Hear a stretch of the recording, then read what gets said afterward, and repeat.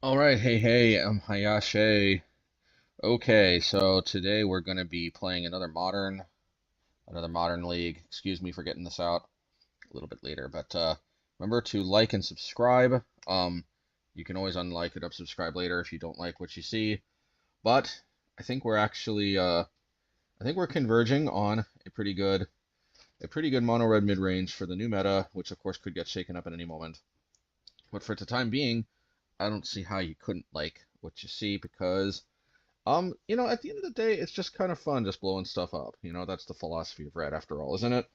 So basically, this is kind of what I've been converging on. This represents a decent amount of back and forth in different card choices and what I've been finding works and what hasn't necessarily been working. Main deck and sideboard, give and take.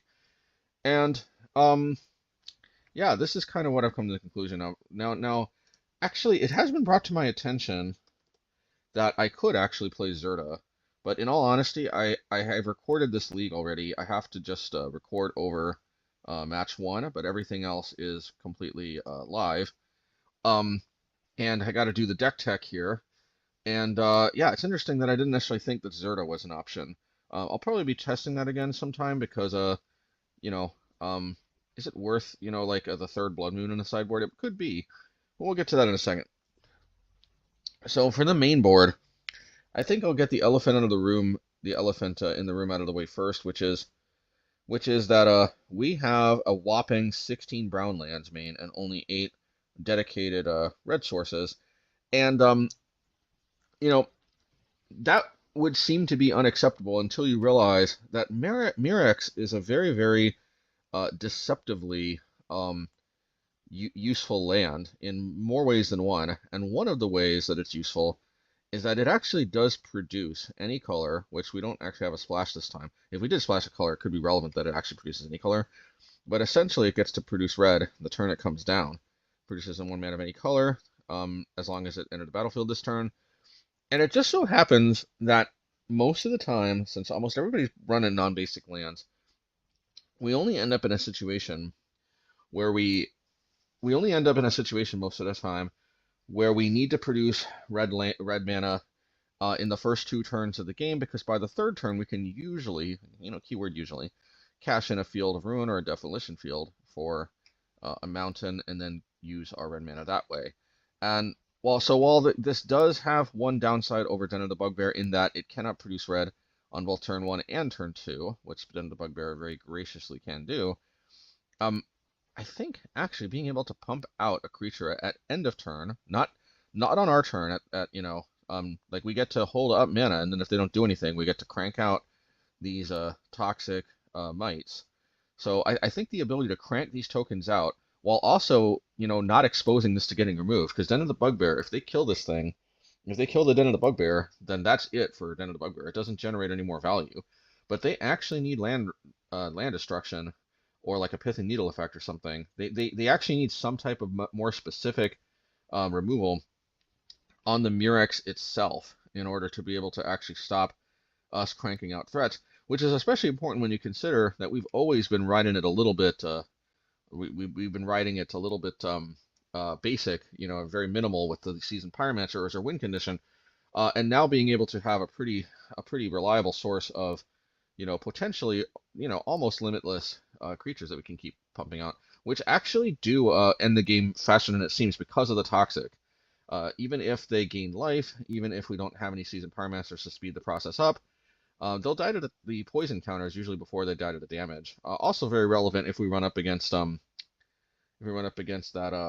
infinite life what's that deck called again? Silesinia, uh, you know, Heliod combo. And that's at the end of the day. Oh, and there's also another deceptively powerful thing about Mirrex, which is that it also never comes into play tapped like Bugbear. And while Bugbear, well, most of the time, the tap lands hurt you the most in the beginning, so it is worth noting that Bugbear is never that bad because it comes into play untapped when you need the untapped lands the most, namely the first 2 turns. It is worth noting that you're never going to get blocked from the 4th mana you need for Storm's Wrath, especially if this is the one you play because then it produces red. and or you know, you'd need to top deck one more red source for Seasoned Pyromancer. You never have to wait one more turn for it to untap. It's deceptively powerful that this never comes into play tapped. That's another advantage too. At the end of the day, I'm just gonna.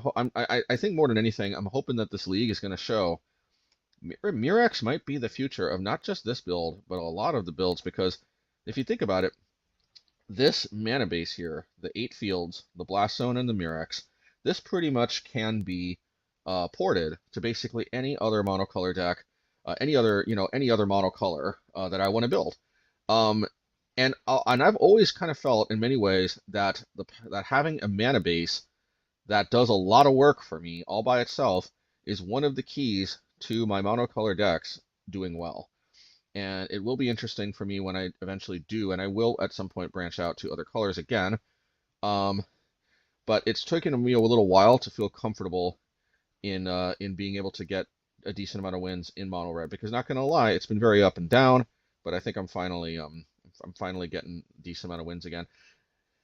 In that regard, I think what you'll notice here, the overall theme in the main deck, is that the creatures have returned to Modern for the time being, at least, in a big way. And this is post Thunder Junction, of course. And I think that's a good thing.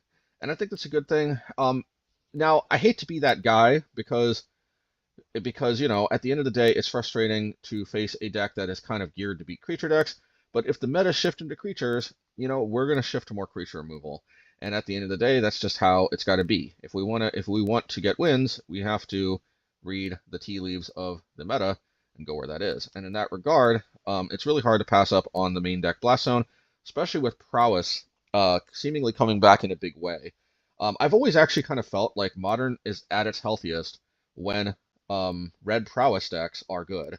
And that does, of course, raise the possibility of sometime in the future me revisiting Prowess, because after all, you know, I correctly identified that for a time, Prowess just really didn't have much of a place in the meta. It seems to be having a place again.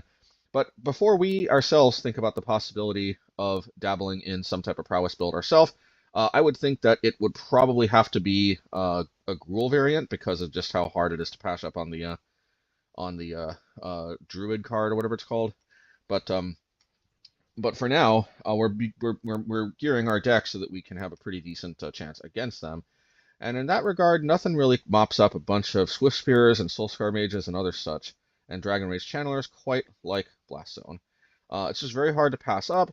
Yes, it is brown mana, and it can be a little clunky in that you have to wait till 4 mana, but the fact that it is essentially a one-sided wrath on 1 CC cards, yeah, that is also just a land, is pretty hard to pass up if Prowess is coming back in a big way. And there's also like human decks, you know, with a lot of 1-drops and other such decks that are seeing play. And Blast Zone has never done me wrong in that regard.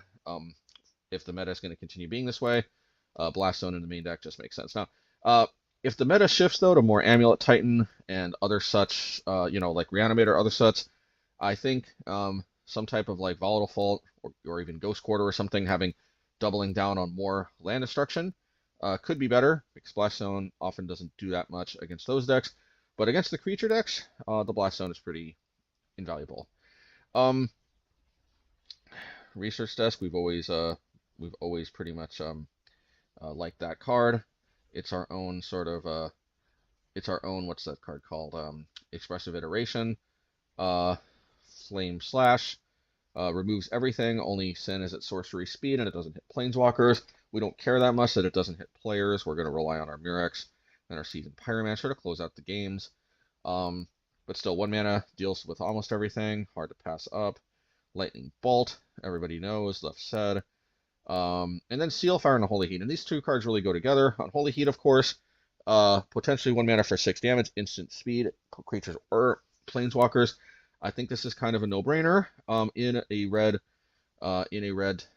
most red decks nowadays that aren't like explicitly burn, where this not hitting players is too big of a problem to pass up. But in almost any deck where we're looking for red removal, Unholy Heat, there's even an argument to be made that Unholy Heat is better than Lightning Bolt, unless again you're primarily looking to go face like burn, just because this, you know, being able to go up to 6 is pretty hard to turn down. And in that regard, Seal of Fire is just pretty nice for two reasons. One reason is because it works well with Mirrex because we get to plop it down, and then we get to use it later. Like, for example, we can play this on turn 1, and then shock it later on turn 2 or something. Good against Ragavan. Also good against Orcish Bowmasters, if they try to play Orcish Bowmasters in response to a Mazemind Tome activation or Seasoned Pyromancer. Coming into play, we can snipe it down. Oh, and also, most importantly, Seasoned Pyromancer, well, of course, needless to say, it's also an enchantment for Unholy Heat. And I would say that's one of the bigger reasons. It's very understated, but it just having one whole extra card type, it really does actually go a long way to making sure that I got Delirium online. So that's a very big plus. But I would say actually one of the best things about Seal of Fire is that since Rakdos Scam is still running amok, it seems like the Fury ban has not, the rumors of Rakdos Scam's demise have certainly been exaggerated. It is, and now even like, 8-Rack is playing the Scam package. Seal of Fire has never been better because you plop this down, as long as you're on the play, of course. If you're on the draw, well, Wizards is like, oh, tough luck, I don't know what to tell you. But if you're on the play, I gotta say, Seal of Fire, it's a pretty clean answer to getting scammed, and that's very nice because about half of the time you will be on the play, and unless you have like 2 Lightning Bolts or Unholy Heat or something, and you gotta hold them up, Seal of Fire is about as clean of an answer to scam as you can get as long as you're on the play. Most of the time you're incentivized to plop this down on turn 1 anyway, so you plop this card on turn 1, and suddenly their scamming is a lot less threatening because they can't, since it's not in your hand, even if you have only one of these, they can't take it with the grief, and then if they go for the Undying Evil, or the Not Dead After All, you can Seal Fire in response. In other words, they don't really have that line of the very powerful 2-for-1 available to them, and so they're probably going to be incentivized to just hold the grief in hand and hardcast it later, which of course is still a solid card, but it's not the boogeyman we're all afraid of. And we may see that come into play. I'm not going to say we will. I'm not going to say we won't. But I will say that with the sheer amount of Rakdos Scam running around in the meta, Seal of Fire has never been better. I know my beloved Firebolt doesn't make the cut, but I don't think there's room for me to play both Seal of Fire and Firebolt. And I think because of scamming going on quite a bit, and perhaps even just because of the Delirium, and also just because I'm incentivized to play more removal period, including the blast zones, I don't think I necessarily need the flashback, but there could be a time where that makes it come back. But in any case, Mazemind Tome, I know this card looks really clunky, and this card looks jank, but I mean, at the end of the day, I've played versions with a synthesizer, I've played different versions that play different cards. I'll tell you this much, okay? If I'm playing 16 brown lands, yes, 4 that tap for red the turn they come into play, but if I'm playing 16 ostensible brown lands, I think I'm locked in to playing Mazemind Tome, just because it's pretty much the best I can do with 2 colorless mana. And usually what I want to be doing is playing a Seal of Fire turn 1. Like, for example, let's say I have a hand like Mirrex, Field of Ruin, and Blast Zone. I get a surprising mileage out of a hand that looks like I can't cast anything. If I have like a Seal of Fire, Mazemind Tome, and just some other stuff. Because I can go turn 1 Mirrex, play the Seal of Fire. I can go turn 2, plop that Mazemind Tome down with purely brown mana. And then next turn, then at end of turn, I can scry, hopefully look for another red mana. But even if I don't find one, most of the time they are going to have a non-basic, and then I can get to work fielding their non-basics, getting them closer to getting Strip Mine out of the game while also fixing my mana. And I can continue to scry, looking for extra land drops. Usually I will scry about twice, and I'll usually be looking to scry about twice, hit 2 land drops, and then ideally draw 2 cards off of it. Yes, that's about 6 total mana to draw 2 cards and to scry 2. Is it overcosted? Yes, but it gets spread over multiple turns. It also gains 4 life. I can also just scry 4 for only 2 mana, which might not be it's just the flexibility really that makes this good. Especially if I have multiple Mazemind Tombs. And one of the main reasons I don't like Reckoneer Bankbuster, let's see if I even have this still in my collection. Bankbuster, I don't have that. Yeah, I sold it. It's fine. Yeah, I mean, I've played this card before. I'm sorry, y'all. I know you've recommended it. I have played it sometimes. I'm a Mazemind Tome guy all the way through. It's very similar. yes, it doesn't make a creature, but I gotta go with Mazemind. The main reason is that Mazemind is just one of these cards that it's just very not bad in multiples, mainly because of the scrying. You know, you actually have to pay 2 mana to actually get value out of the Bankbuster. Mazemind Tome, we can just scry looking for land drops, or if we're mana flooded, we can push lands to the bottom. At that point, you know, it's almost as good as drawing cards when we're clearly looking for something and we're digging pretty efficiently. And let me tell you, when you got 3 Mazemind Tomes, you really like the ability to just cheaply scry. You're mostly going to be scrying with it. The first 2, you'll probably be scrying for the most part. You might not even activate it for a single card draw. But then the last one, you know, by the time you scry enough to hit your land drops or lack thereof, a lot of times the last one you can dedicate that to just drawing 4 cards. And at the end of the day, you're still positive card advantage, even if the other ones didn't draw a single card and just scryed. Very often, though, one thing we're going to be doing with Mazemind Tome is we're going to be scrying all the way up to 3 even, making those land drops, pushing lands to the bottom before mana flooded, and then oftentimes we're going to be looking to use at least the last activation to draw a card. Still makes it a little overcosted, but at the end of the day, we break even, we scryed a lot, and we gain 4 life. And the cool thing about that is that we put ourselves in a position where we can tap at any time to gain that 4 life, so that yeah, even if they destroy it, we gain the 4 life, and that's just kind of nice to have this sitting around. So you're going to see a little bit about the way I approach Mazemind Tome, because I think there's a certain methodology in playing it that really helps you get the most out of it. And if you don't do that, then you might not really see the kind of benefits that I do when I play it. But at the end of the day, it's just super flexible, and really I'm looking for, like, I think I'm looking for basically 8 colorless effects that I can play off of these brown lands, because oftentimes if like especially if I've got a Mirrex as my only pseudo red source, I'm gonna be looking to do something with brown mana on turn 1 or 2, if I don't have any creature that I particularly need or want to kill. And yeah, and then Cleansing Wildfire, of course. In the main deck, we've only got 8 fields plus the 4 Cleansing Wildfire, so we're not usually going to be ponsing them out of the game that much on game 1, but you'd be surprised how some decks are quite susceptible, and even with only 12 of these effects, we can still sometimes really take their lands away. Even with Cleansing Wildfire, and this being only 2 mana, it's a lot better than other options like Geomancer's Gambit, needless to say. Oh, it is worth noting, if we really need to, we could, for example, use the red mana from Mirrex, and like Cleansing Wildfire, a Blast Zone, or Demolition Field, or something on turn 2, so that we have an untapped red source on turn 3. It doesn't necessarily come up that much, but there are some decks, like Merfolk, for example, particularly the mono blue variety, that don't play a lot of non-basics, and we might be stuck with a lot of brown mana, and we might not actually have a lot of ways to convert the fields into red mana. And in those rare situations, yeah, just don't forget that Cleansing Wildfire can fix our mana as well. Doesn't come up that often, but when it does, it's very life or death, and it can make the difference in winning and losing for sure. And Seasoned Pyromancer, enough said.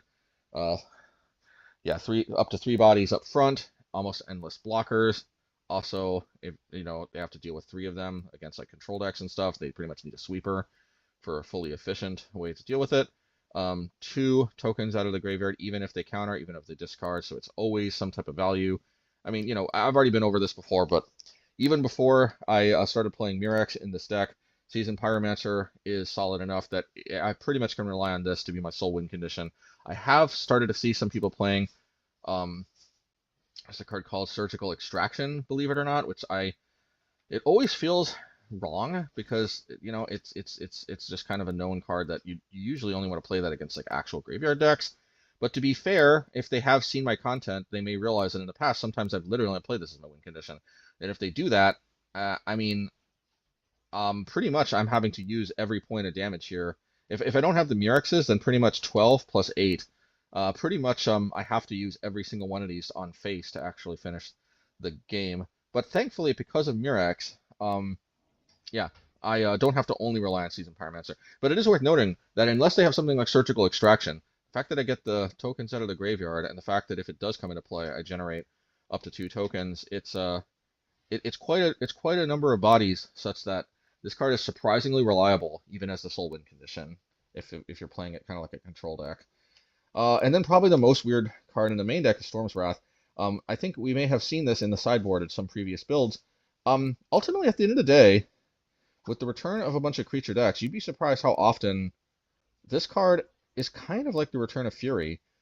There's a lot of situations where this card is even better because it just wipes everything out. In a way, no card can ever be Fury. And here's the thing, okay? There's this other card called Mythos of like Vardarok or something. Here it is. This card has been suggested to me before. I've actually already seen it on Gatherer as well, and I have actually played it off camera a little bit. It's not bad, but here's the thing. At the end of the day, like Storm's Wrath, I think just overall does more. I mean, unless like a Shieldred becomes extremely ubiquitous, like as ubiquitous as it is in Pioneer, and other such, Storm's Wrath almost does the same thing. While it does have the downside of killing my own Seasoned Pyromancer, I think it's a downside worth having because, for example, it can clear as many Rhino tokens out there as there are, which I don't really see Rhinos that much anymore. But if we do see it, you know, it could easily be the difference between the matchup being unwinnable and actually having an out. And I'll tell you, Wrath effects are one of the best outs, in the Rhinos matchup. Plus, it also cleans up the Shardless Agent. It is important to note that Shardless Agent, every point of damage does matter. It does add up. So anyway, Storm's Wrath, it's good against Rhinos. It's great against Yawgmoth because it not only kills the Yawgmoth, but it kills all the other creatures. It also can wipe a Grift off if this first turn it comes into play. So there will be situations where you wipe up like a Yawgmoth and a Grist, and they might have some Undying creatures, but it can wipe out most of the other stuff. It's ultimately just a board wipe, and yeah, it's just kind of hard to pass up on that. But I'm not gonna lie, the main reason why I'm favoring this card over Mythos, which I showed, which is basically a 4-mana Fury, but you divide 5 damage instead of 4, but you also don't get a 3/3 double strike. Man, I miss Fury, to be honest. But yeah, the main reason why I favor this is just that the Domain Zoo deck is a force to be reckoned with in Modern, and we got to respect it. The truth of the matter is when they've got the God Hand of the guild, Leyline of the Guild Pack into turn 2 Scion of Draco, into just playing a bunch of other stuff. Like sometimes even Storm's Wrath's not going to get me out of that predicament. But I have been able to win some games against them that I undoubtedly would not have, even with a hand that is close to the God Hand. I don't think we can beat a straight up their God Hand, but there are some games where they pretty much have say double Scion or something, and as long as they don't have Stubborn Denial, and that's the problem after all, Stubborn Denial plus Draco plus Leyline being able to tap for blue off any land. See what I mean? Like I'm not gonna blow smoke up your all's what and tell you that Storm's Wrath makes us favorable in the matchup, assuming they've got Leyline. But I will say that the fact that I have the ability to actually win through a Leyline, and I have done it. I would say this is the difference between basically being having a 1 in 10 chance of winning to actually having maybe a 3 out of 10, or basically being a 1 to 9 versus a 3 to 7 or something. And that's a very substantial difference. I'm still not favored, but there has been situations where I've taken out 2 Dracos. Because the thing is, this doesn't target, so it gets around the hexproof. And really, although the Leyline is a very good card, the Draco is ultimately the thing that puts us in the position where we can't win. If we can deal with the Dracos, their other stuff doesn't have hexproof, and we also deal with a 4/4 flying creature with lifelink and all that other nonsense. But yeah, Storm's Wrath, it is a answer to Scion of Draco because it gets around the hexproof. Sometimes it can mop up some Neshoba Brawlers and some other such that they have. Unfortunately, it doesn't wipe away the Territorial Kavus. So I would say the God Hand is Scion of Draco plus 2 Territorial Kavus. I mean, you're pretty much toast at that point. Oh yeah, plus Stubborn Denial up. That's even worse. But yeah, but even without Stubborn Denial, just they have Scion plus 2 Kavus on the play. Now if they're on the draw and they don't have Stubborn Denial, who knows? They don't have a lot of burn to fall back on. Anyway, look, it just gives us a chance, okay? It just gives us a chance. I mean, at the end of the day, yeah, and also what I like is this isn't a card just focused on that matchup. Look, trust me, I tried that Pick Your Poison. Trust me, Pick Your Poison, it's not it's very similar to Storm's Wrath in the sense that I can't use it until turn 3. Yes, it hits Scion of Draco, but it doesn't whop up Neshoba Brawlers or other cards you know, like Storm's Wrath does, which is the Storm's Wrath is very powerful in that regard.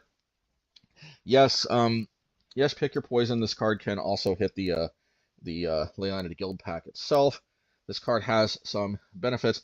One problem though is it's a sideboard card. Remember, I am playing the Storm's Wrath in the main. I don't think Pick Your Poison is ever a card, especially if I don't play a forest in the main, and I'm cutting it so close with the red sources being so low anyway. But yeah, at the end of the day, I think we're relying on Storm's Wrath as our main out to the Sign of Draco deck. Domain Zoom. In that regard, let's take a look at the sideboard, and you know, I'm actually kind of thinking Return to Blood Moon as a possible answer to the what do you call those decks? Those Domain Zoo decks.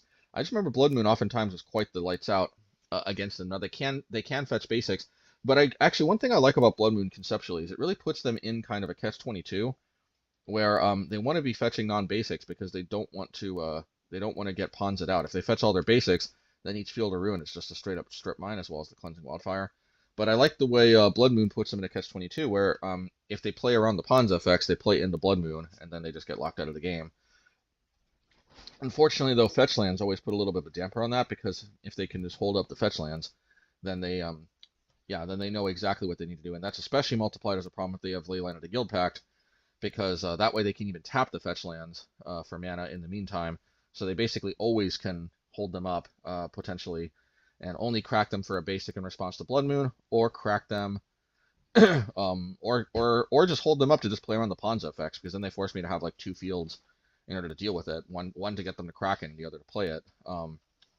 Yeah, holding up fetch lands under Guild Pact is very annoying, because they can tap it for mana if necessary, or crack it in response to a Ponza effect.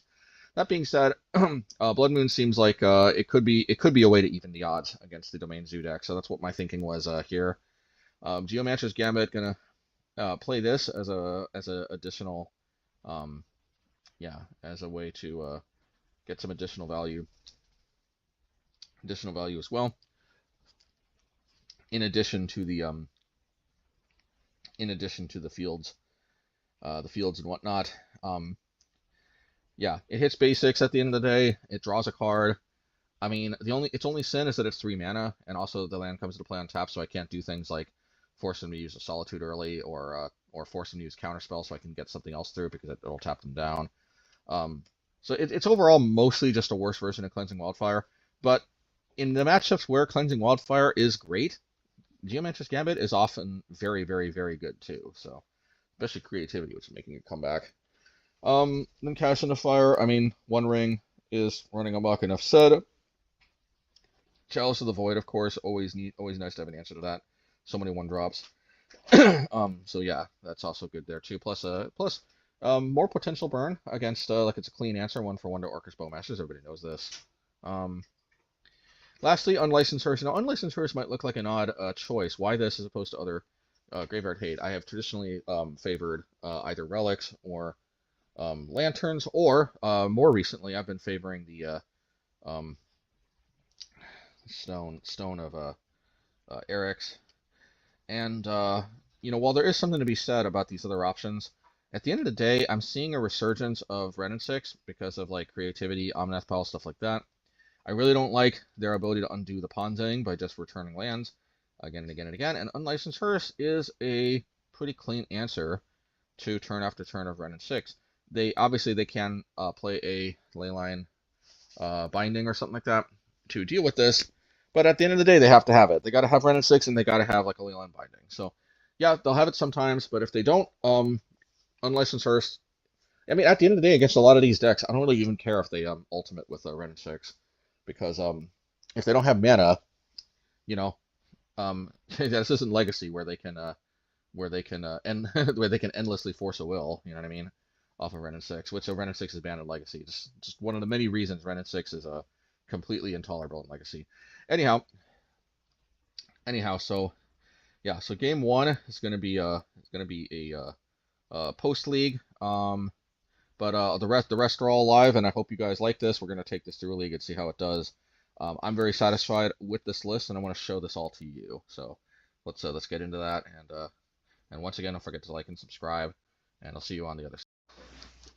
Okay, we're going to do a post-league commentary, and this one's actually going to be over one that I audio list recorded, but unfortunately I didn't start recording until a bit a ways into game one. But yeah, because for some reason my like MTGO is not saving my game data right or something, because it's losing my game data. So so yeah, I have to just kind of like raw record this and go over it. But but pretty much, this pretty much tells the story of what happened. They play some early like Satoru, I flame slash it. They must play like Kithion, I think. I Unholy Heat it. I yeah, they play like Ragavan and not sure what else, to be honest. But apparently a Storm's Wrath ended up clearing the board. There's something in exile. I'm not sure what that is, but yeah, the one downside here is I can't click on the other zones, but yeah, so pretty much like, look, I mean, what this comes down to is Storm's Wrath, from what I remember, pretty much just pretty much wiped the board. I'm not sure how much on the board was there in the first place, but whatever was there on the board, Storm's Wrath pretty much took care of it. And now, I mean, now I'm just pretty much trying to mop up here. The one problem is I'm a little bit floody, but let's see how this goes here. They played a Legion's Landing, and now they're playing a Satoru, and they've got this Collector's Thingamajigger, which basically it's a new card. It hides away 5, and they get to put counters on their stuff. And if they have creatures with 3 different powers, then this card gets to cast the Hideaway for free. To be honest, I've never actually seen their payoff, because my deck has a pretty good amount of creature removal. So far I've only played this deck like 2-3 times. One of them I think was actually Firing Spike. And that was a pretty lucky draw there to draw the Unholy Heat. So yeah, at the end of the day, I mean, I gotta think that I've got a good matchup if like I've won this like 3 times in a row, and one of which was played by one of the best players in the game at this point, Aspiring Spike. I mean, I'm not gonna lie, I'm definitely in the negative overall against Aspiring Spike when I play him. I think my record's a little better against Spike than it is against Doomwake, mainly because Doomwake he clobbered me a lot with Rhinos, because I just don't have much of a answer with Rhinos. I think he was on Reanimator, like, bit 2, and that can also be kind of difficult. Yeah, Doomwake has a tendency to play decks that Anyway, here we're mostly just going to be going to the Cast into Fire route, and that's pretty much going to be it here, because I mean, although I'm pretty sure they scooped that last game because they didn't want to show that I had pretty much they probably didn't have any basics to fetch out. They might not even have a basic, but I think they might play like 1 basic Plains and that's it. Now that 1 basic Plains might have either been in their hand or might only have it in the sideboard. I'm not sure. But at the end of the day, the way that last match played out, I think the way I lose is if they just overwhelm me with creatures, if the creatures run amok.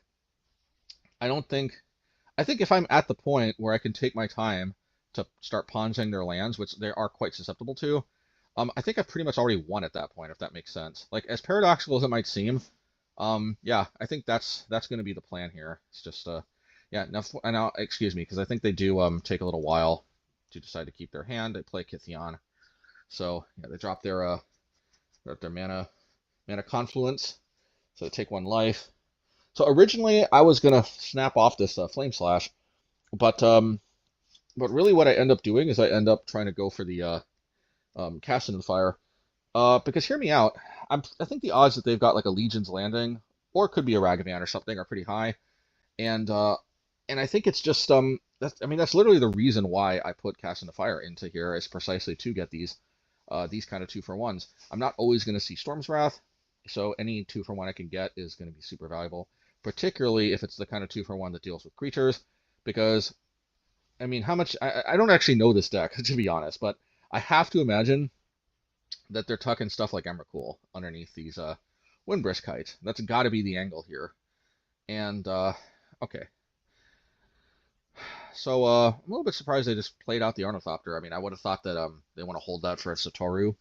But, so look, mainly because Kithion can give itself indestructible next turn if they just drop an untapped land. I'm just going to go ahead and do this now. Yes, this means I open myself up to a Ragadash, but I think I'm going to be okay in the end. Play something here. Play another Windbrick's Kites. Drop a Sanctifier in Vec.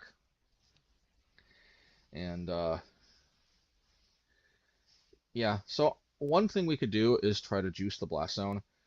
But I'm actually going to play the Sealfire because I can't really afford, I think, for them to Ragadash, and yeah, I can't afford for them to play like an untapped land Ragadash and then play the Windbrick's Kites and then play an Emrakul and then I'm dead. I don't. They're not. I don't. As far as I know, I don't think they play like any particular equipment or anything that makes the Sanctifier indestructible or whatever. So I think I can take my time dealing with that. I want to hold up this seal so that they don't get me with some type of haste card. Now, it is worth noting that in this particular configuration, even if they do have a Ragavan, they don't have the one extra untapped white source because they have to tap the Windbrick's Kites and they have to pay 1 white.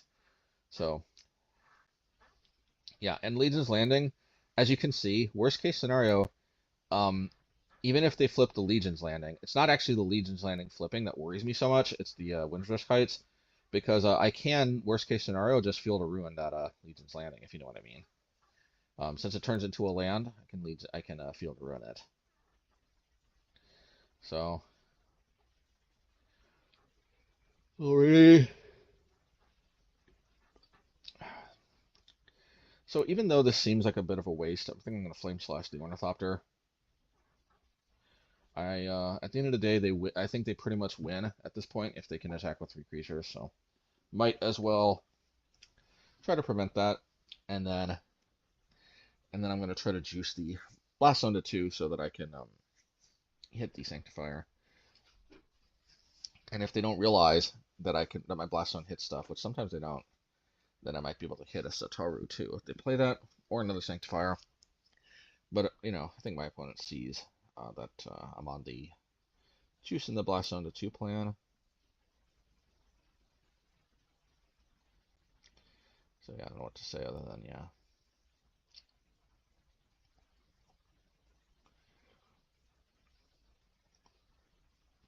Okay, another Legion's Landing. I do have a Sealfire if it needs to come to that. Okay. They play a Kithion. I'm surprised they didn't wait till next turn where they could play Kithion and hold up the mana to make it indestructible. But, yeah, so be it. I think to play around Reprieve, I should have played Flame Slash first, but I think I go for the 4 mana Blast Zone. Then I go for Flame Slash on Kithion. And then they just scoop. Because like I said, I think at the end of the day, if, you know, once I get to that point, it's pretty much just, I pretty much already won.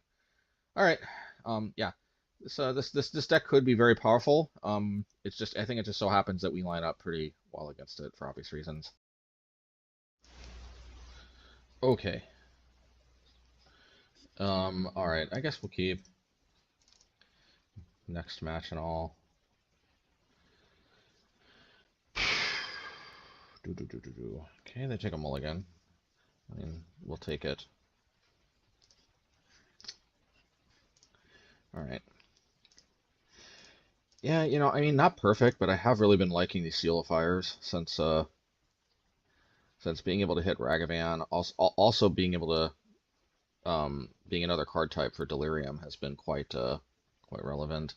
I do miss Firebolt's flashback, but it's just a little invaluable to kind of just pluck this down here. It's also very good against creativity. There's, you know, I don't know what this is. This is a I'm guessing this is probably, oh, okay, thank goodness. If I was a little worried this was Escape Shift. Of course, broken things could be happening. Breakout, because the top 6 cards into us onto the battlefield. Gains haste. No card in this battlefield is put into your hand. So a creature card. If it's 2 or less, it gains haste. If not, put it in your hand. Okay. I'm gonna put like a Phyrexian Revoker into play, naming Sealfire. Otherwise, Otherwise, I'll wait. See if I hit this with Seal of Fire. So this is where the main deck, Storm's Wrath, could be potentially very relevant here. Maybe. I mean, we'll see. But I'm seeing so many creature decks, and like, you know, and I've been taking losses to creature decks, and I think, ooh, that's a good one.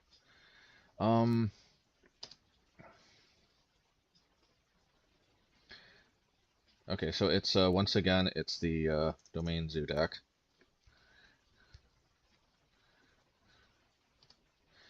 I'm a little unusual for them to play Burning Tree Emissary. I think I have to double team on the Territorial Kavu.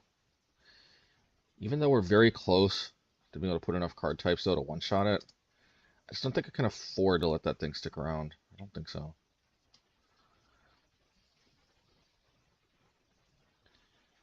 I don't think so.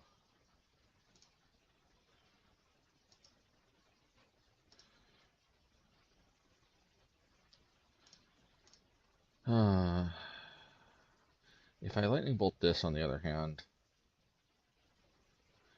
I don't know. I'm going to do the unthinkable, and I'm going to wait, even though they could put a blue source into play.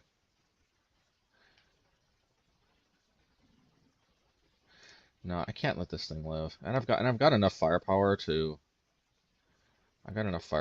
take this down. I'm going to use double Seal of Fire, and the reason is that they play double. I mean, they play I play that Neshoba card. Well, I mean, at least the traditional version does.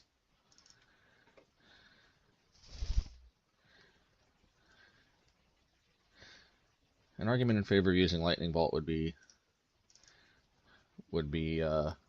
better Delirium, but I don't know. It's tricky.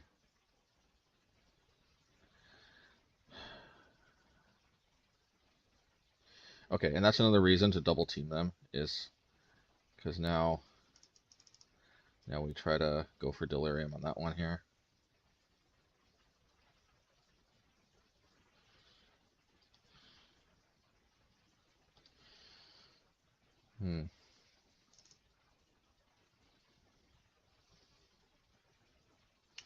So thinking here. Land. If we would have used this, no, I still don't think we would have been able to. Alright, I guess we play another Seal of Fire then. Just efficient removal is always nice.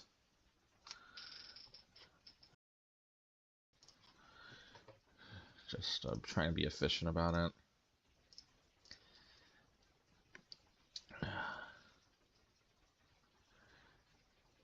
Yep. They actually made a mistake by not fetching first. So I'm not going to count this too much as a misplay on my part. Well, actually not really, because they could just hold it up and put me in an awkward spot.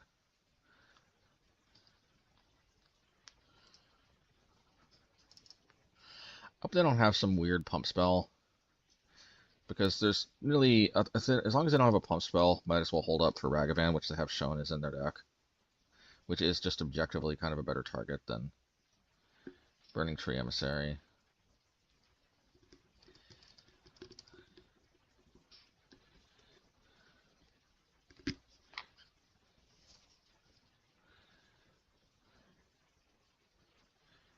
I guess I'll play around Ninjutsu.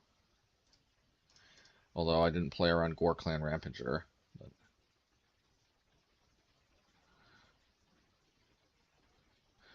Alright, not being at 10 is not ideal, needless to say.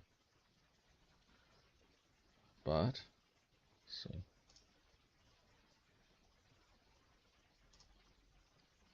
Might be able to take this on with a Lightning Bolt. I think the clear best course of action is that one. That is a little odd because I can just sack it in response, which I will. Mazemind. They don't have the other ley line, so I'm a little. I wonder. I have kind of mixed feelings about that one. Yeah, and now my My Unholy Heat is fully juiced up, so I want to do that before they can play a fetch land. Make things dicey. I kind of feel like we might have this one.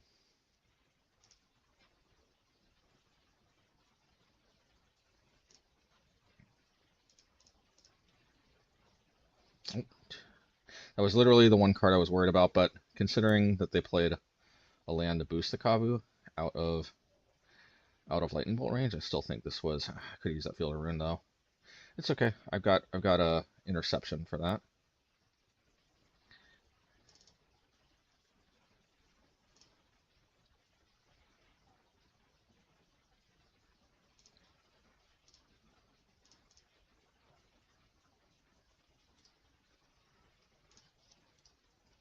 On the one hand, activating Mazemind Tome now plays around Orcish Bowmasters. On the other hand, I want to be able to play around Stubborn Denial. I don't like using a fully powered Unholy Heat on a Ragavan, but gotta do what you gotta do, right?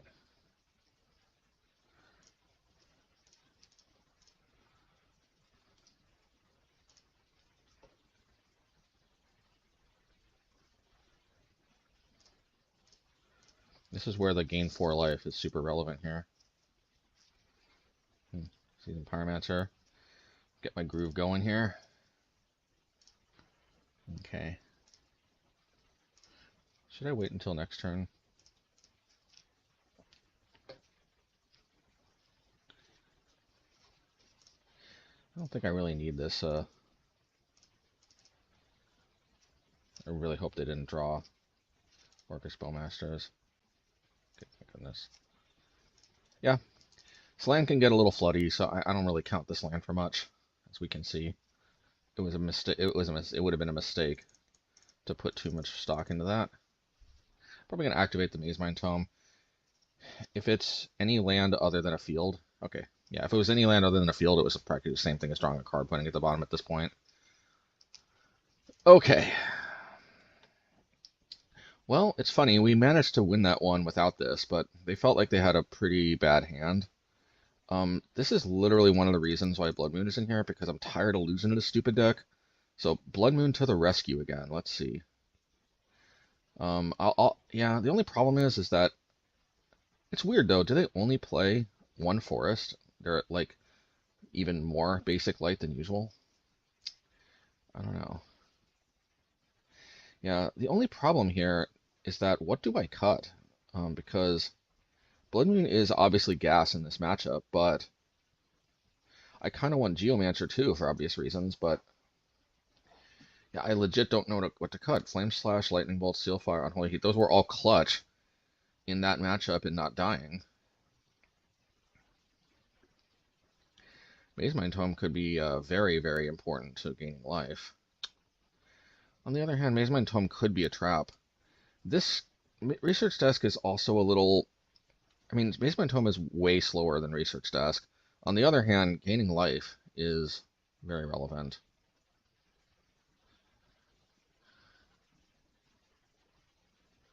On the other hand, this can also just be Leyline binding pretty easily.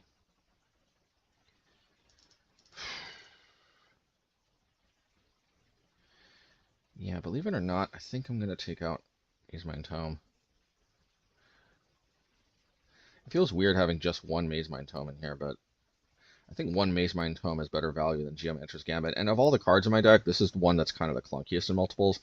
This is one reason, though, why I favor Mazemind Tome over Reckoner Bankbuster. I did try Reckoner's Bankbuster, a little more in Pioneer, to be fair, but I tried it in Modern, too, and Legacy, believe it or not. No, it's definitely not good in Legacy.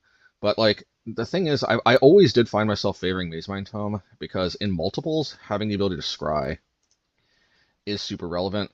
On the other hand, like, best case scenario, we can activate it to draw up to 4 cards. It's obviously a little mana intensive, but I think we got Blood Moon. We got Storm's Wrath. So basically the hope is we land Blood Moon, we turn off their ability to play Stubborn Denial, and then we use Storm Wrath to take care of their Scion of Draco that has all the protections, which they don't have the Leyline binding. Or that not binding, Leyline of the Guild Pact. This is such a weird hand. I don't know what to say here. Okay. Well, Seal of Fire very clutch to be able to plunk this down. Set it and forget it. Well, set it. Let's not forget it, because I'm feeling we're going to have to sack this. It might be out of basics already. Okay.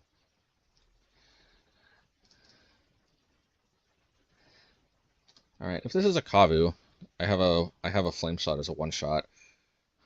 Alternatively, I could also actually shoot the Seal of Fire also hits it, which I guess we'll do that instead. Did they take a mulligan or something? They seem really card light.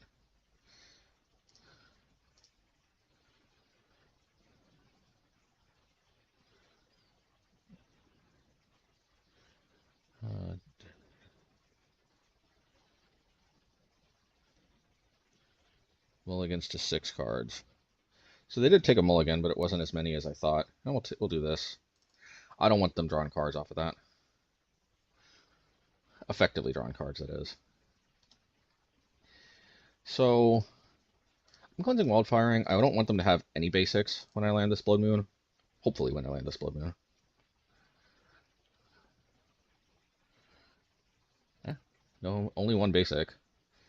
Honestly, I don't even think I needed Blood Moon. They're definitely being very living life on the edge with one basic there. Maybe I don't even. Yeah, maybe I just don't even bother with Blood Moon here. I'll just Demolition Field. Yeah, because they can Stubborn Deny all the Blood Moon. Should I do this on their upkeep? I mean, yeah, they've had enough. Yeah, what a weird deck. Only one basic. Well, they didn't have, basically, if they don't have Leyline of the Guild Pact, and especially if their mana is awkward, like if they don't have enough, there's two main problems that we have with the Domain Zoo matchup, which this seems Domain Zoo adjacent. This seems a little more aggro-ish, Domain Zoo-ish. It's got the two main threats that we're worried about in Domain Zoo, namely Territorial Kavu and Scion of Draco. That being said, I don't really see that in Shoba Brawler. I do see Ragavan. I'm not sure like what the big differences are. Inti is something that has to be respected, obviously. Breakout seems like a good card. Burning Tree Emissary, I'm not really sure about that, because, I mean, just like, it's free in a sense, but a 2/2 body is kind of almost not worth a card in Modern at this point, believe it or not. That's one of the main problems I had with Merfolk, too, is like, Merfolk was at its best when just vanilla 2/2 bodies for 2 still had relevance, you know? But, anywho's it. Yeah, the way we got sometimes is they drop like a turn 2 Territorial Kavu for 5 mana, or they have Leyline of the Guild Pact plus Scion of Draco, and this one was a very unusual good showing though. Okay, match 3.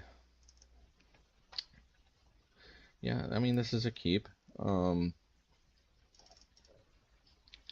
The kind of matchups we're hoping to see are tilted a little bit by our specific choice of cards this time around, but is it? Murktide is not a guaranteed win, but it is a matchup we have experience with, we're comfortable with, and I'd kind of like it to be. This could, of course, be creativity, so I don't know for sure. But Murktide, okay, well, maybe it's Domain Zoo again, but of course, maybe more like creativity though. Somehow I'm getting kind of creativity vibes. I'm not sure exactly why. Yeah, it could bite me to sequence like this, but at this point there's little reason not to hold up 2 of these.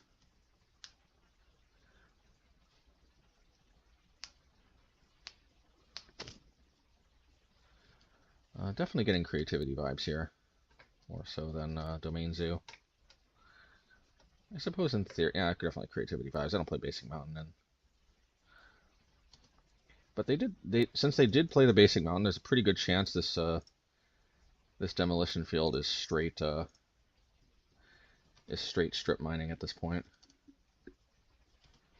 Yeah, I think I was punished for sequencing this way, but alas.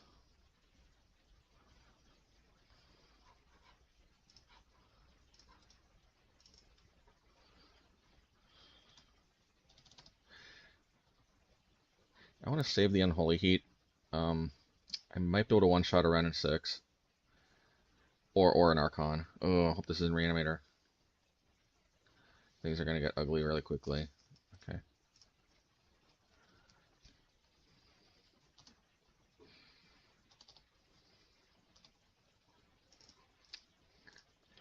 Play around, I guess.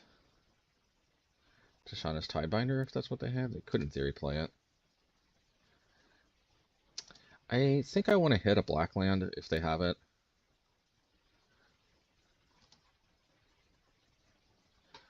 White.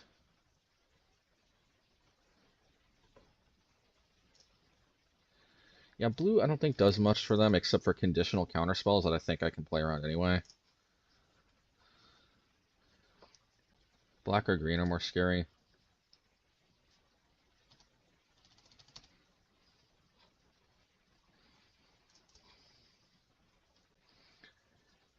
Probably going to try to use Flame Slash on that just to be efficient.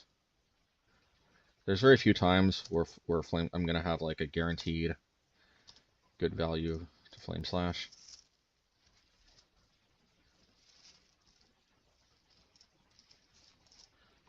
I could try to juice the Blast Zone, but I think getting on board with a Mirrex seems just better.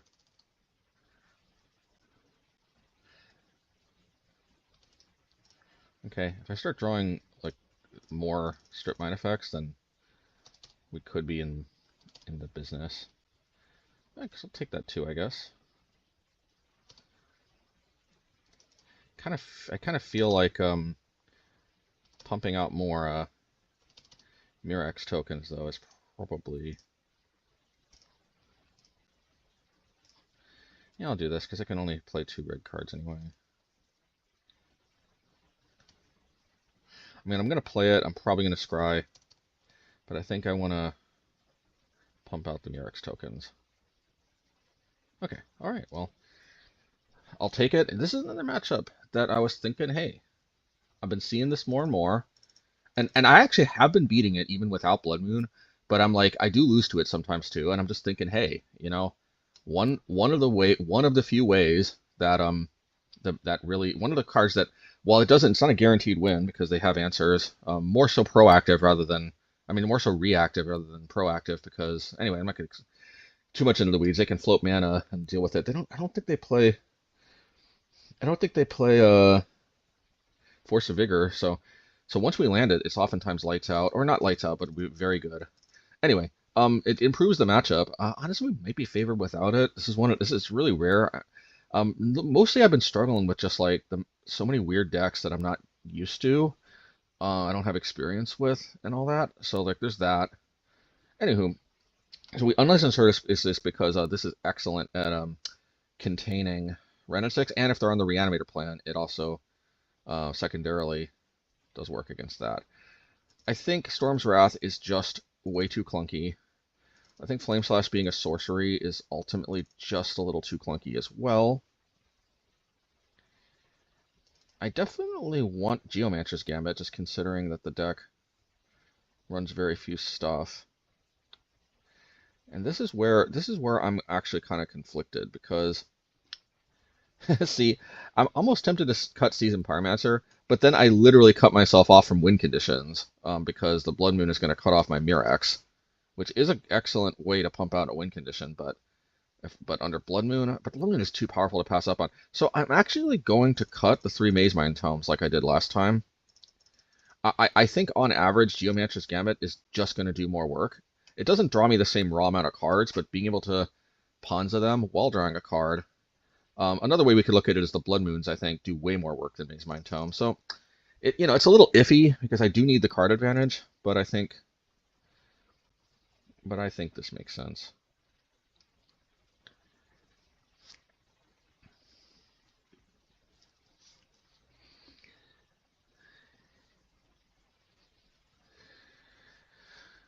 La, la, la, la, la, la, la. Man, I've been discovering the music of Brave Fencer Musashi, a PlayStation game from the 90s. I'll keep it. Hey, I mean, we've got a ton of Ponza lands, and we've got wonder why this is shaped so weird. There we go. We've got a ton of Ponza lands. We've got a way to interact with some type of creature. We've got Blood Moon. Also one, yeah. Blood Moon, if we land it, also mitigates Wrenn and 6 because they can't keep sacking lands.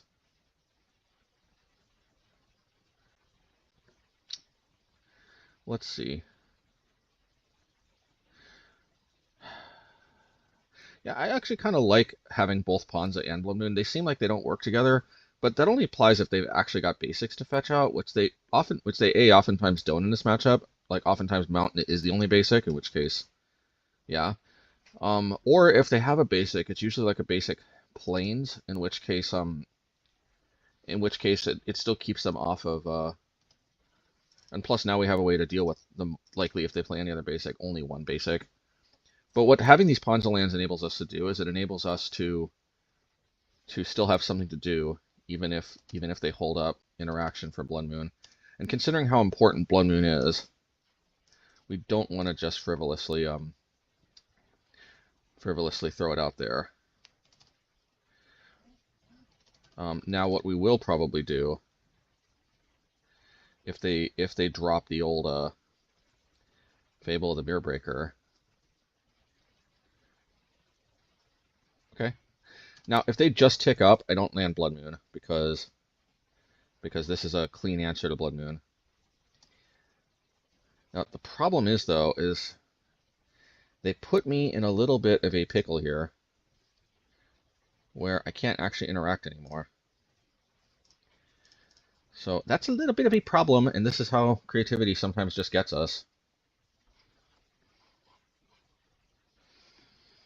It really does.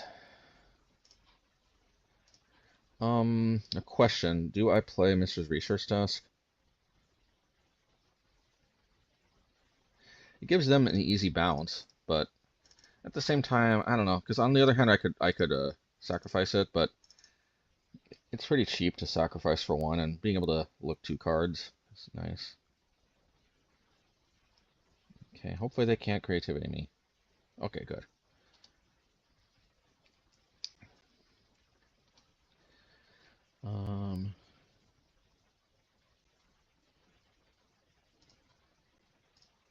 Let's do this here. I think this is kind of just better for the most part. I mean, they didn't have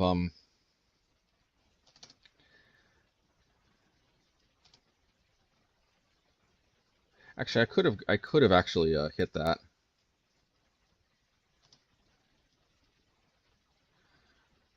White or blue? I think blue. I should have done that on upkeep. They played Trishana's Tidebinder. Shame on me. Okay.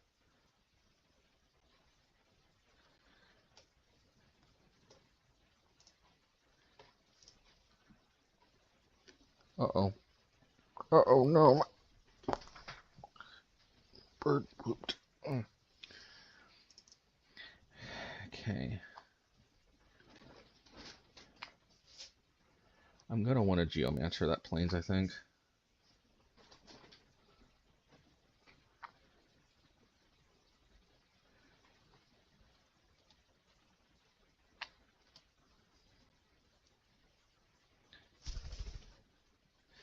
I think I have to do this though. It's just too kind of juicy.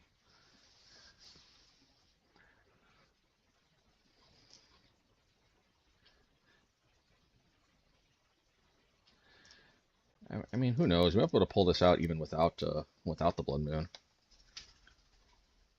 But having Blood Moon in my back pocket is kind of like my spirit animal.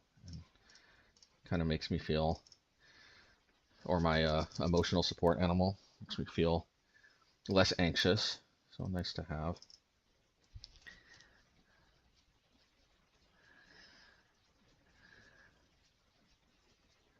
Oh no, now if they have reanimation, they got me. That's actually pretty. Yeah, that's actually very valid. Okay, but they didn't draw a land, so I think what that means is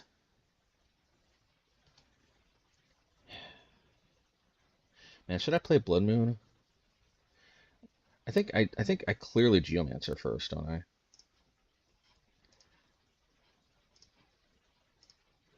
Yeah, I have to Geomancer. They might be suspicious, like why did he get the planes? Now I can one-shot the Teferi, or I can play Seasoned Pyromancer. I think I'm gonna play Seasoned Pyromancer. I think the hearse is gonna be redundant once I land the Blood Moon. Plus, there's another hearse. Plus, it's kind of redundant if I draw another hearse. I think we did it. I think we just kind of. I've even got the Unholy Heat in the unfortunate event that they reanimate that Archon. That makes it easier for me to one-shot the Teferi. So they do have some possible interaction up for the Blood Moon. But it's probably going to be just Spell Pierce and...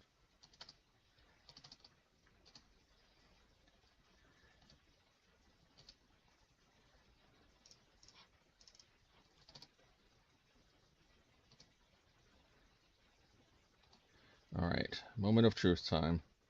Hopefully they don't have, like, Wear Tear.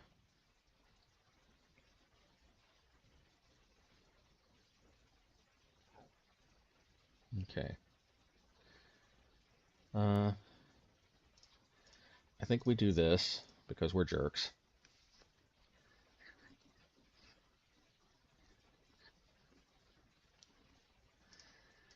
And I think I do this, because I want to make their, Force of Vigor that much more juicy.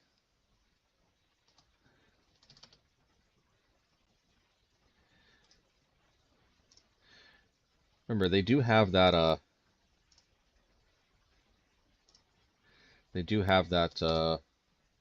Fable of the Mirror Breaker, so we can't exactly rest on our laurels just yet.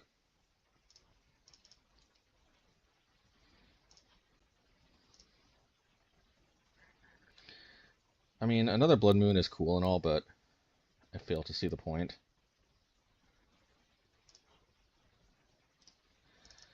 I think I'm going to flashback the Seasoned Pyromancer. We do have to watch out for that Fable, though, because it does give them the ability to, Okay, well, they didn't draw land. Very unfortunate for them.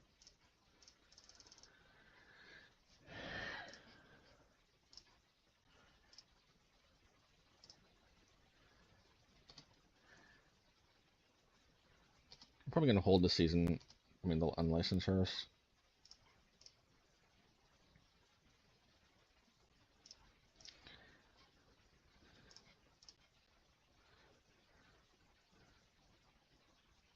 Lightning Bolt seems pretty good, especially since Mirrex is kind of redundant at this point.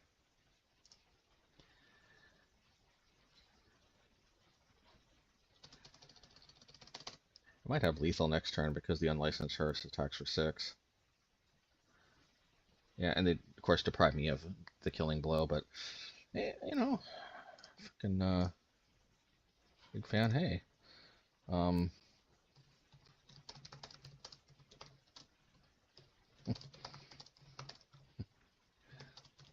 Maybe I shouldn't say too much. Thanks for the games, and thanks for letting me know. Oh, he left already. But all right, good games for sorry I had my chat. I turned my chat off. Yeah, to be honest, I think I'm sticking to a policy for the most part that I try not to check my chat until until the game's over, and sometimes I debate, should I check it if I lose, should I check it if I win? Like the worst feeling is when I check it when I lose and they're still insulting me. Like, why insult somebody when they're losing? It's kind of rare, but it's like I could just not be a special snowflake. But it really does kind of, like if you think about it, all of us have anger within us. Like, where does that come from? And like, part of it is that is if you expose yourself to too much negativity. On the other hand, you don't want to shelter yourself too much, so anyway. Okay. Match 4. This hand is very weird, but considering that we're purposefully gunning for the creature decks, I'm gonna mull, and I think I'm satisfied with that mull. I don't want to put any card to the bottom. See, believe it or not, I'm gonna put Unholy Heat just because you know, I've got such a nice little Ponza package here. Depending on the matchup, that could be super sick. And if it's creativity again, it was definitely correct not to put any Ponza piece to the bottom here. Yeah, plus we have so much removal that putting removal to the bottom in the complete blind seems like it could be a pretty safe risk.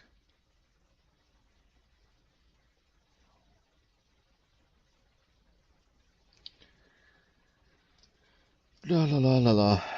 La la la la.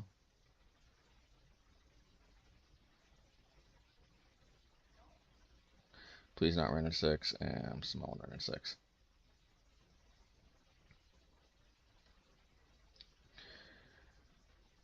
So much for the Ponza package. Although the good thing about these is it's not like these put me down a card. Now I kind of wish I had that Unholy Heat so I can take down the Ren 6. Although it's probably incorrect. It's probably incorrect to do that. So I'm going to go after this just because that, you know, could mess with their mana a little bit.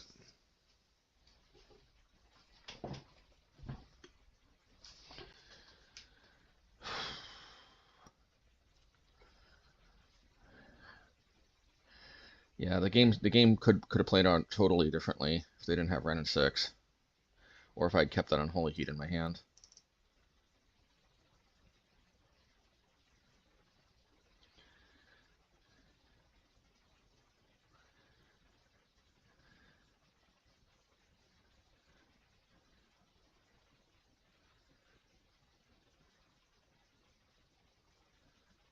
Yeah, this Deuterino? Okay.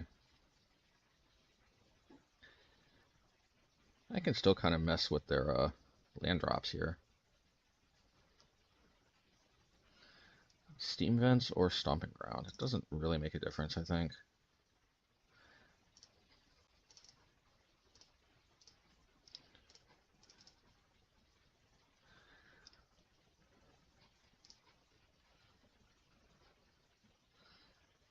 Yeah, we want to do this because we want to take advantage of when we have a solid sorcery speed option there. I'm going to need like a Mirrex or a Seasoned Pyromancer or something though, so I can actually start trying to pressure. Mirrex maybe could do it. Because at the end of it, because ultimately I'm gonna run out of this. They're not gonna run out of Ren activations. Eventually it's gonna ultimate, and it's just gonna be a very not jolly old time.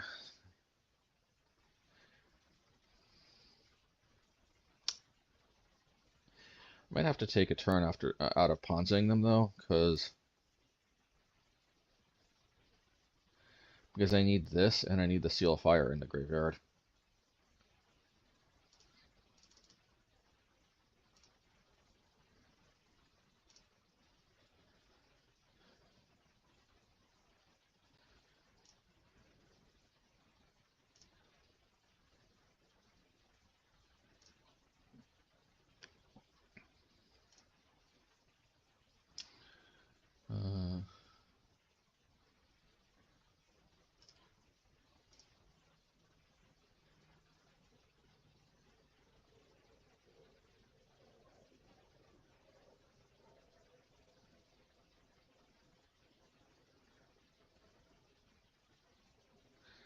I have to hope. I think I have to hope they sequence poorly because,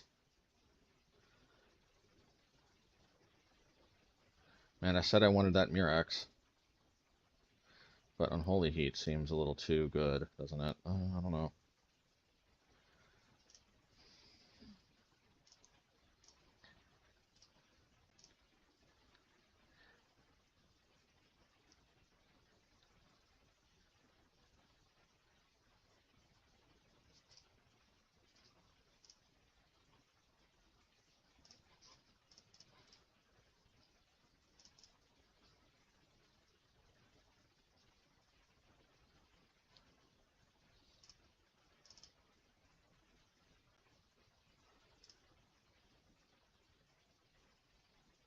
So they did in fact sequence this poorly, because now I can do this. Oh no.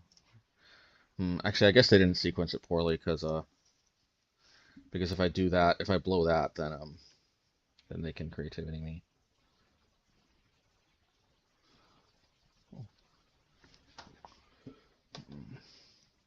Okay, so they did sequence it poorly.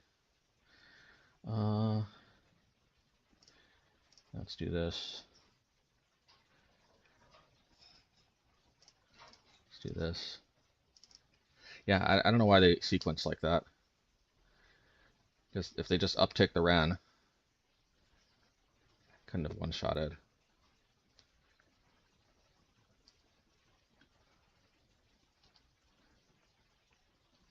So now what I can do, I could try to cut them off another Ren in 6. I'm very skeptical that this is actually going to do that, but hit that because we don't want them making tokens. Play Seal of Fire, go from there.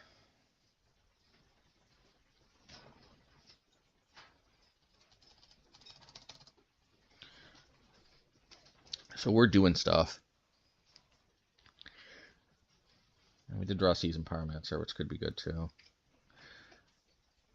We don't want them to create double dwarf token, double creativity though, that's the problem.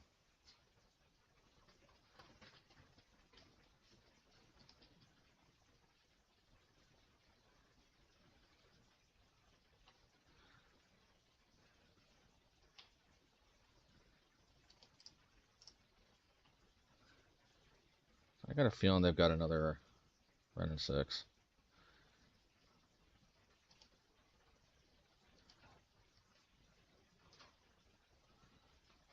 As much as I'd love to just hit this and play Seasoned Pyromancer, let's see, sorcery, instant sorcery land, instant sorcery enchantment land.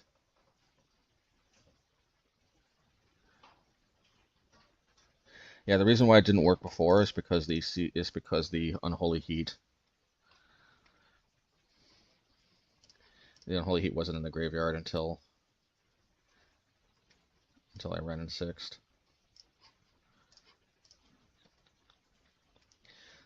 So I mean, we're doing stuff, fighting the good fight.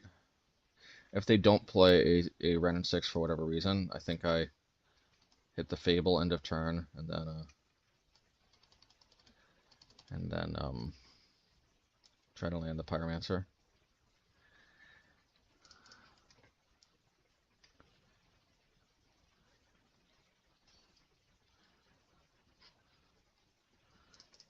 This has me worried about ring animation.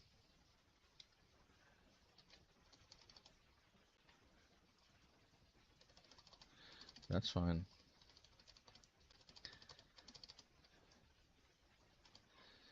Alright, just to be mana efficient, I'll try to do this. It could reprieve me again, but okay. Alright. Getting a little floody, but is what it is.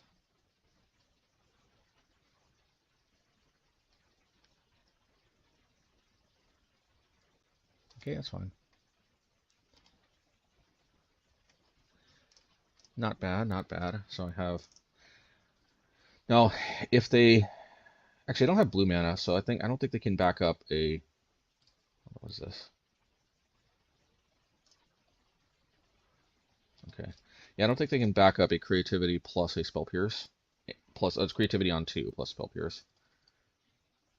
Let's see here, let's see here. Are we actually going to be able to pull this off? We gotta... they're actually putting themselves into burn range. It's took shocking themselves so many times.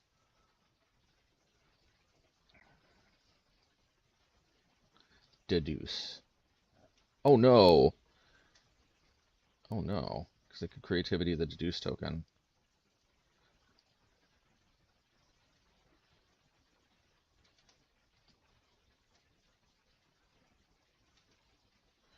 Let's do this first here.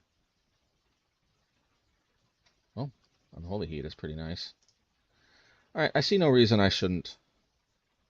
Should I smack them or the dwarf token? It's so tempting to smack them, but they're gonna gain life, which makes that a little less tempting.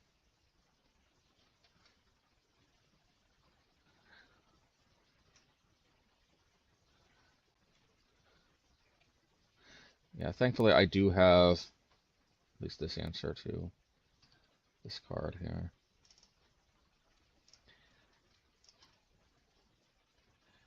Ren and 6 is obviously worst case scenario, so maybe let's hit that here. Instant sorcery, creature enchantment. Instant sorcery, creature land enchantment, so I can flashback the...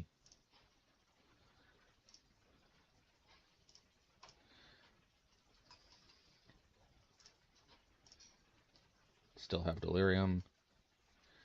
Yeah, Splash Zone is, I think, a little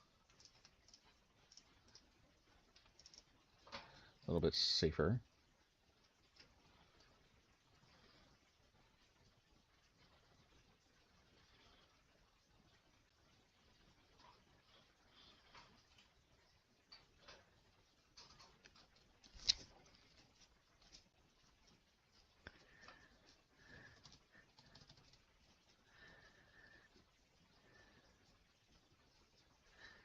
Don't reanimate me, bro.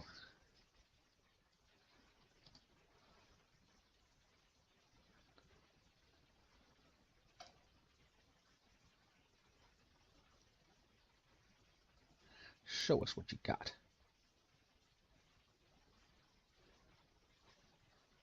Okay.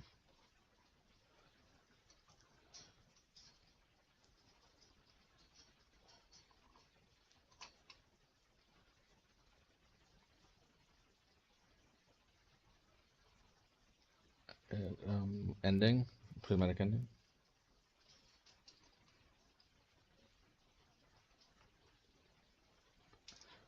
All right. Well, at least two life is not irrelevant here.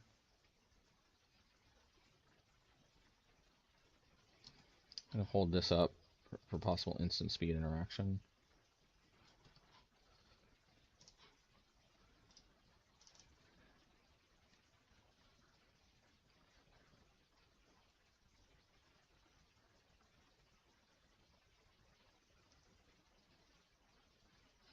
Yeah, and I do want to hold it up. Unfortunately, though, because I already burned through 3 Seal of Fires, I think. 1 Seal of Fire, 2 Seal of Fire.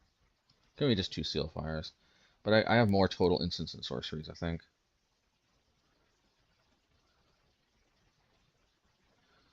Okay, that's terrifying because now I can't interact with creativity anymore. Although I can juice the Blast Zone. Which, actually, I guess I should, right? 6. I'll do this. I think it's got to be Mirrex at this point.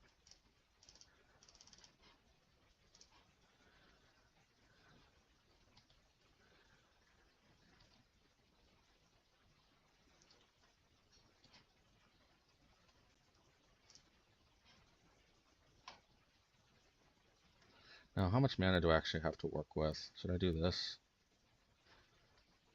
1, 2, 3, 4. So I got 7, 8, 9. So I can actually crack this and flashback Seasoned Pyromancer. So I'm going to do this on upkeep because I'm a little bit worried about Otawara. I don't really see what the counter could be now, so I'm going to do this.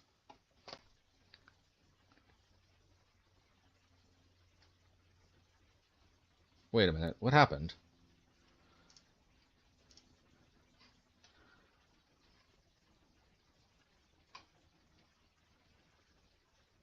Oh, I put it on 4. Oh my god, I put it on 4. Oh god, I'm such an idiot. I might have actually been able to win this. Oh my god, I put it on 4. I'll blame it on the fact that I'm commenting. Oh well, they had a double creativity anyway, I guess.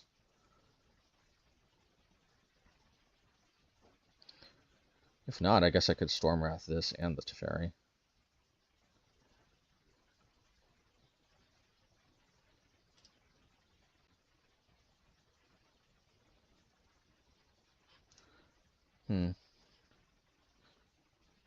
Since I'm going to Storm Wrath, I guess I'll just do this, because that's freer.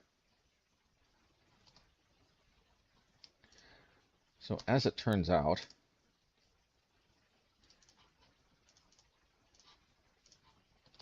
I guess it didn't make a difference.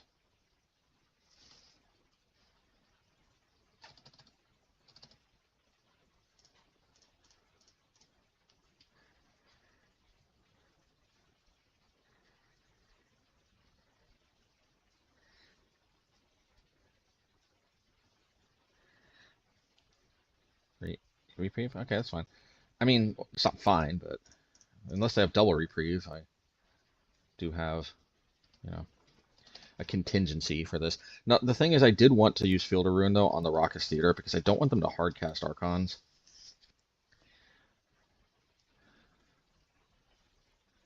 Dang it, man. I'd down tick if I were them. If they got it, I guess. Got it, they got it. Okay, maybe they don't got it. Oh no.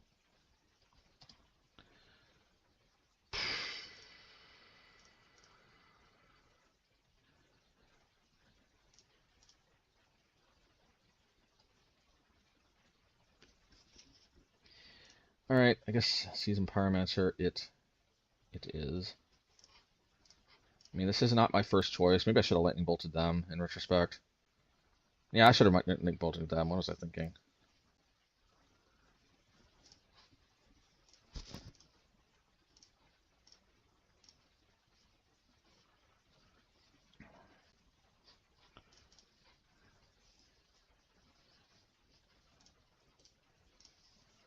Yeah, I should have lightning bolted them. What was I thinking? I don't have burn spells to hold up anyway.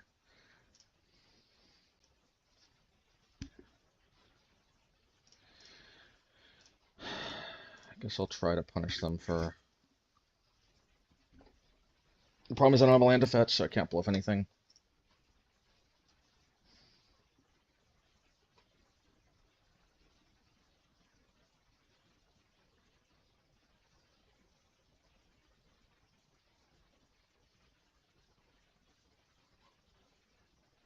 Well, some way, somehow we did it. There was misplays, but hey, creativity. Maybe it's not as bad.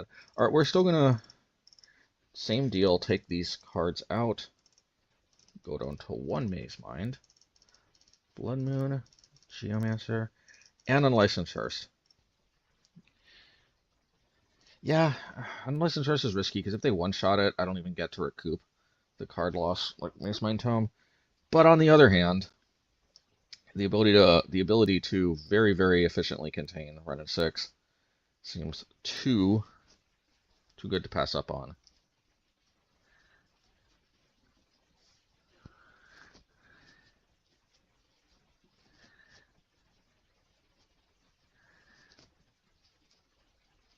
That was such a big misplay, though, putting the blast zone to 4. Honestly, I almost wanted to quit right there, but like I was like, hey, let's play it out. They don't actually have the win yet, and there you go. So never give up, never surrender. Because the worst part about it was that we actually kind of had most of our bases covered. Most, not all, but we had most of our bases covered as long as we did that. So it really felt like that was the opportunity where they were going to just punish us, and we were going to feel really bad. The problem was I was thinking it needs to be on 3, and then I put 3 counters on it, which put it to 4. That's the problem.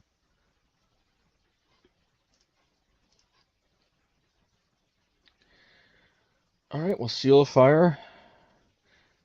If they got Ren and 6, this is going to be painful, but I could always rip a hearse off the top. There's no rule of the universe that says I'm not allowed to do that. And we were able to win last game without hearse, so who knows? Hearse is a spell. Oh, I think they're going to spell pierce me. Don't spell pierce me, bro! Don't spell pierce me, bro! Well, if we rip a Blood Moon, that's one less spell pierce to have for that. If they don't have Ren and 6, then, you know, maybe we just go to town. Blah, blah, blah. Spell Pierce into Ren and 6, kind of looks like.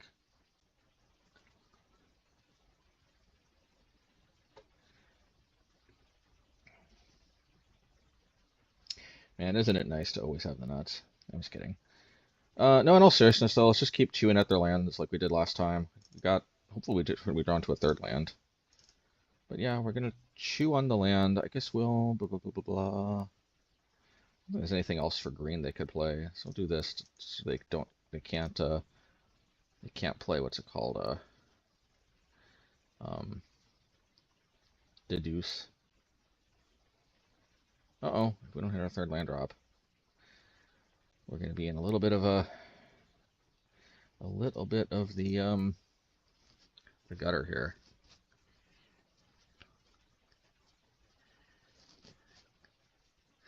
Yeah, please not Spell Pierce into Ren and 6 into Fable.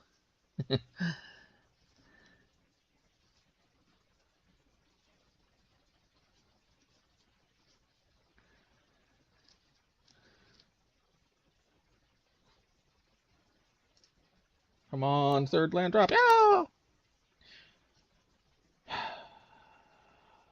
Okay. See, the thing is because I really want to make my land drops, I'm actually gonna Geomancer this. Now, if they Spell Pierce me, this is probably instant death, but hey. Them's the breaks. Or Reprieve. But I don't think I have much of a choice here. I guess I kind of have a choice, but eh. Eh. The problem is that if I just do this, then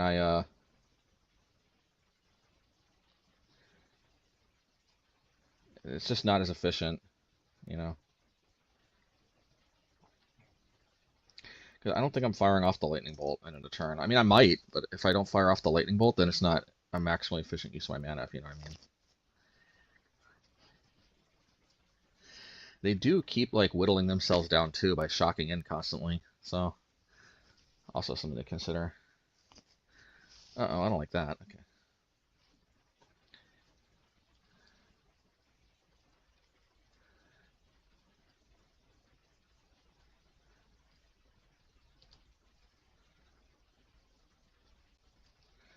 I don't like that either. But this does give me something to do with the next mana. I don't like Reprieve.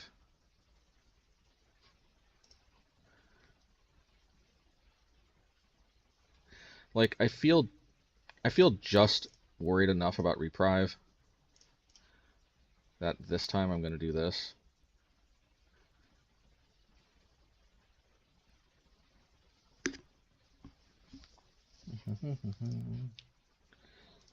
Little baby bird is constantly trying to go for my headphone cord. That's the game me and her end up playing. She sprints for the headphone cord, and I try to protect it from her nibbling. I think she has fun. And they finally drew Fable.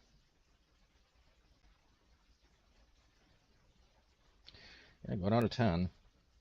Or they hit this. Okay, that's fine.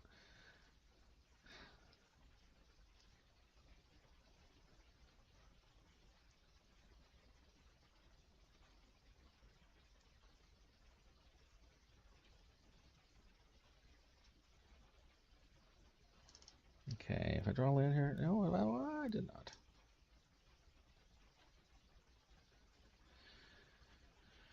Oh, yeah. What I hate is, you know what? I gotta go for this and untap land because I've gotta start putting pressure on them, if you know what I mean. Come on, untap red land so I don't just die. No. The problem is they could have Spell Pierced. If I just do this, then it's same as usual. I don't know, dude. I don't know. Because then this is Reprieve, Spell Pierce, Reprieve. It's just like, I think I can Unholy Heat, though. Seal Fire, Instant. So, land, creature, sorcery, enchantment. So, yeah, hey. There's that. So, it's actually not the end of the world here. We go this. And I actually am almost tempted to get the Hearse because they've got so many lands in their hand anyway. Believe it or not. But what's crazy is, though, is I still am probably not... Plus, they got rid of the Rent 6 anyway. What's crazy is I'm still probably not going to draw land, though. That's the crazy... Oh, yeah, I did. Hey, you know, I stand corrected, don't I?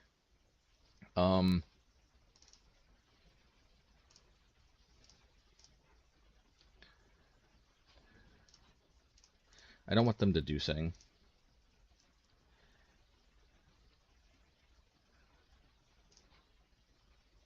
That didn't recount.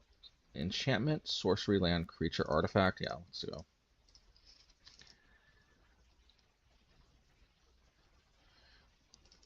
So maybe actually I did end up making the winning play here because I mean I have to start getting aggro. I can't just sit around waiting for them to keep because eventually I run out of these Ponza spells and eventually they do overwhelm me with lands and such. Yeah, if I were them, I just beeline and go for it. But thankfully I've got a lightning bolt, which I will gladly make their dwarven token acquainted with. No, thank you. Just say no to drugs.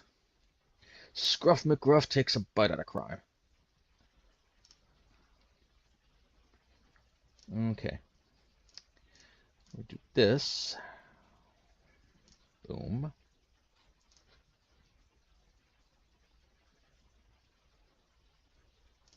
We do this. Might as well go after the basic.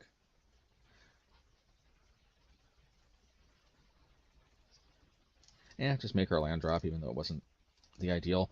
Because unless they've got some weird shenanigans, I don't think they can actually creativity from 3. We do technically have lethal next turn, attack plus lightning bolt. Continue the Ponza train.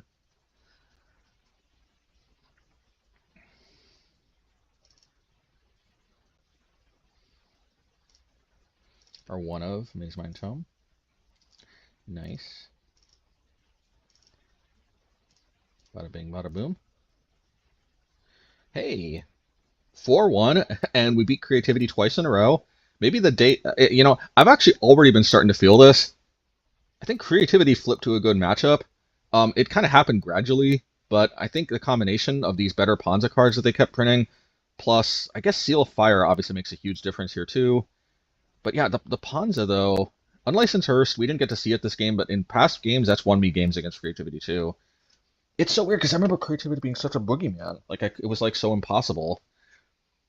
But you know now creativity is actually a matchup where I'm kind of like, yeah, actually I kind of want to see that.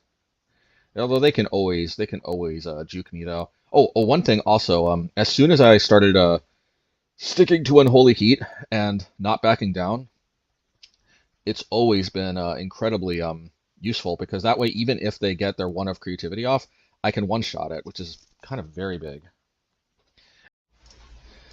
Okay, match 4, and we're off to a bad start because of Leyline Binding. So clearly they're holding Stubborn Denial up. Can't really think of what else could be holding up. Why they need to shock in.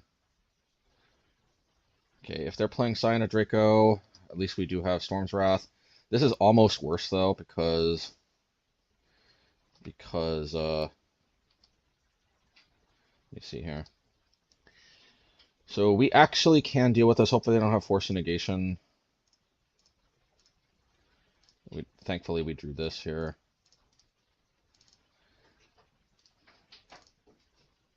Unfortunately they have Stubborn Denial, so if they hold up any mana, and it can be any mana because of this card. Okay.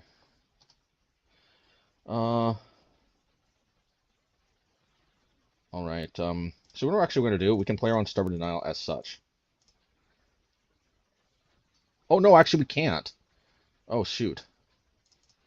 I forgot because of this card. Well, I guess we'll let this get Stubborn Denialed. We have to work on their land sooner or later. I mean, I guess an argument could be made we don't actually have to play this into Stubborn Denial. We could...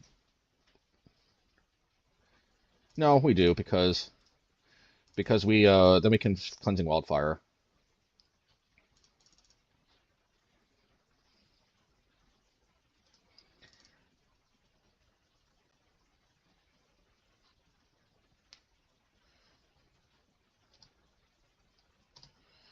Okay, so I'm gonna try to go after their basic plains. Hopefully I'll draw into this, and hopefully I can hit their basic forest. If they stubborn and me again, so be it. Uh-oh. Okay. I thought for sure they'd have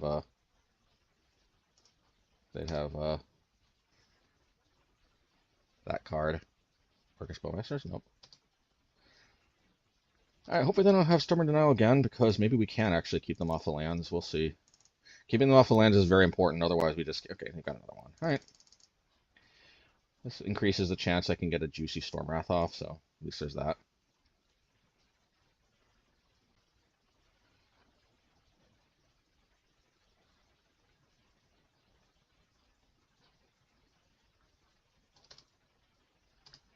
Okay, I have to play this.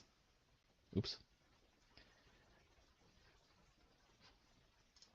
I'm going to discard these two. I do like Mazemind Tome, but yeah.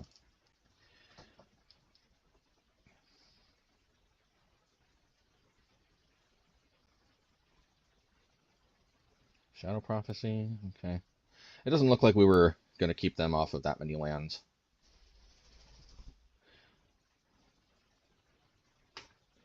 Oh no.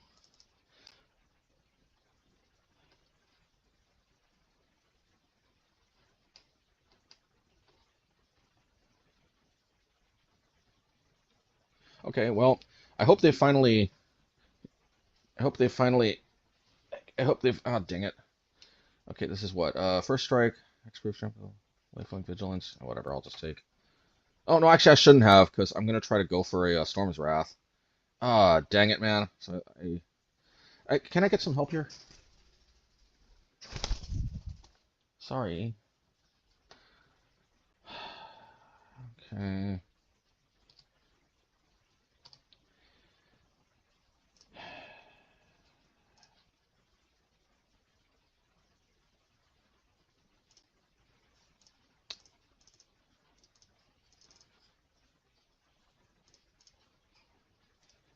So I did take 3 damage for nothing.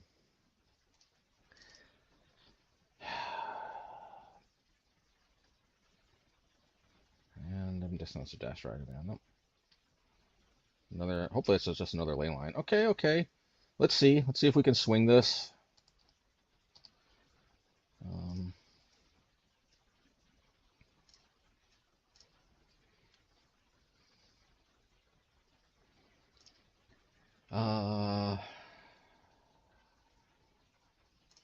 I think I want a Juice Blast Zone before Mirrexing.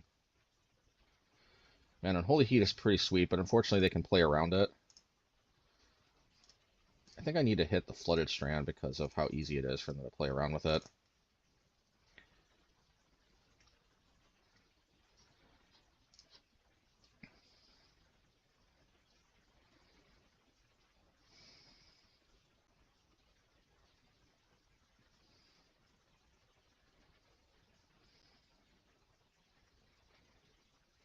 Okay.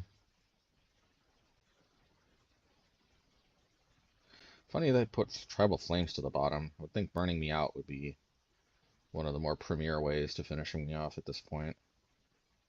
I did have to keep them off of 5 mana though from okay, let's see.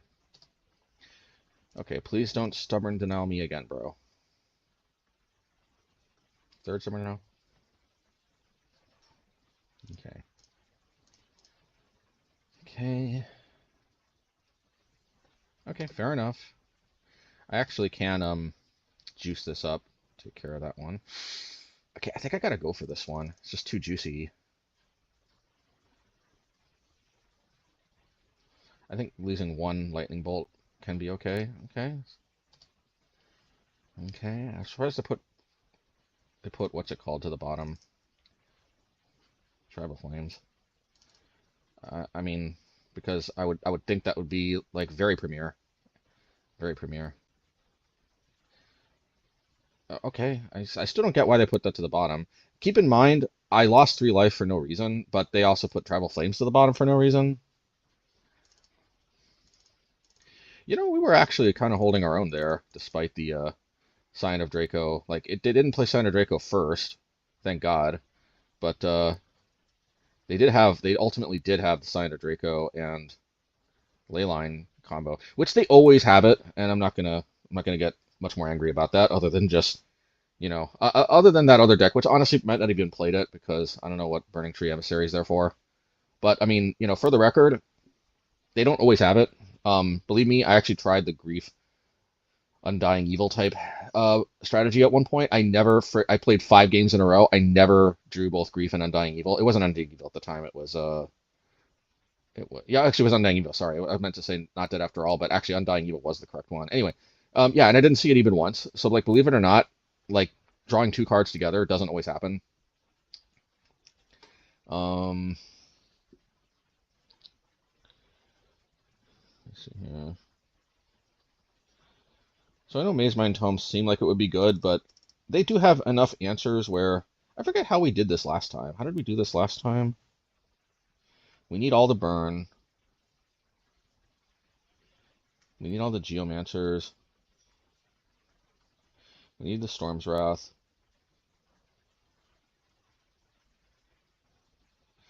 I honestly can't really remember like how exactly we did this last time. I know I didn't cut Seasoned Pyromancer. I guess I must have cut Mishra's Research Desk. I mean, I can't think of any of these other cards to cut. They're all super important. Seal of Fire, I don't know. Seal of Fire probably is super important. So is Seasoned Pyromancer, so we can draw cards. I don't know.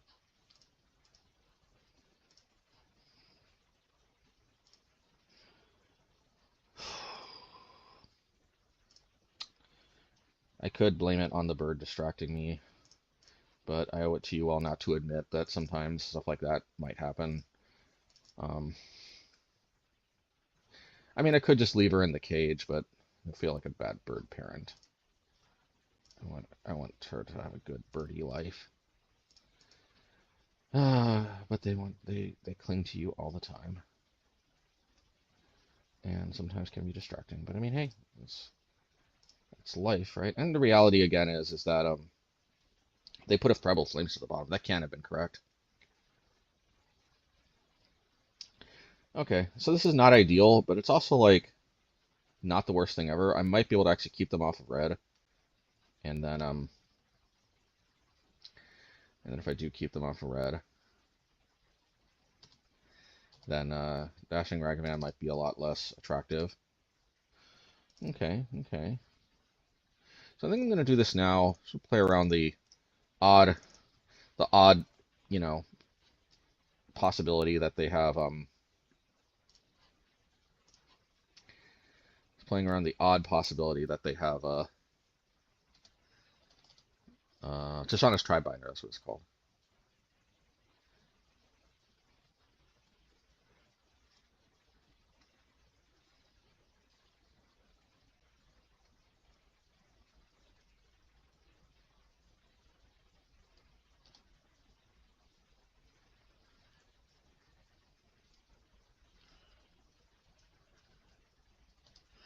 All right, so if they've got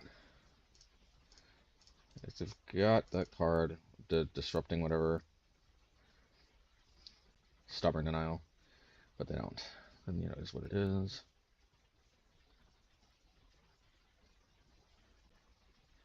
Okay, I can live with that.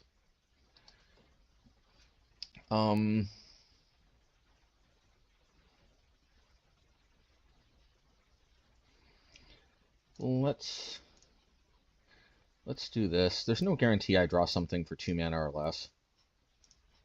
So let's go after their red mana. Maybe I should have gone after blue. Red is their most powerful stuff typically, though.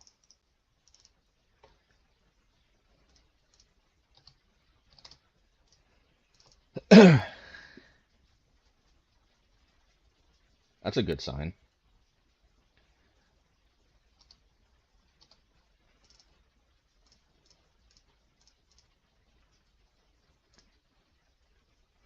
Honestly, I think I hit green because they can't actually play that many threats off of white, from what I recall. I mean, this is a valid way I mean, draw Blood Moon, but hey, this way works too.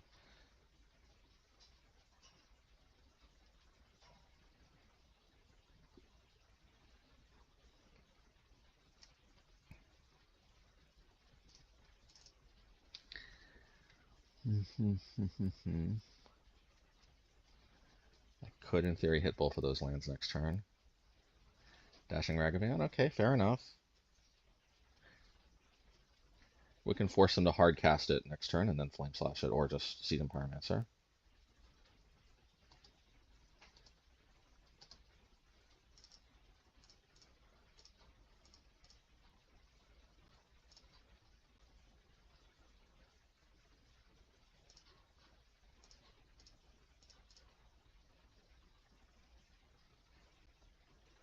This works too. I like it.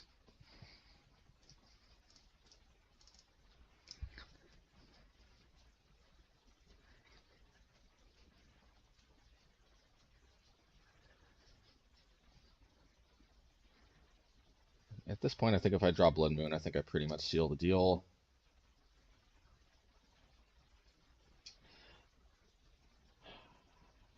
I think they already know about Storm's Wrath from last game, yeah, so I might as well. I think I'm going to discard the Seasoned Pyromancer and the Storm's Wrath.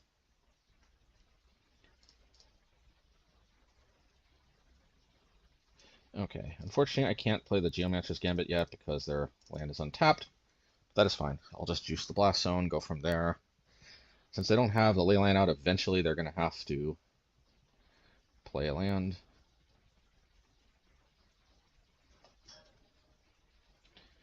Okay. And I will juice this too, because they've got enough good, 2-mana targets. So they could get a Triome and then play Draco. It is a legit possibility. Off of the treasure token, of course. I think they're thinking that, hey, we can do that.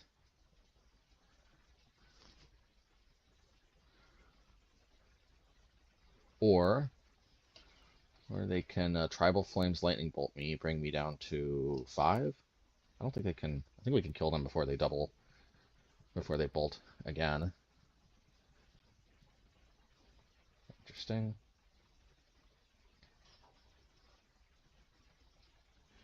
Yeah, I did predict the Flame Slash, but didn't predict the Lightning Bolt, and that's good.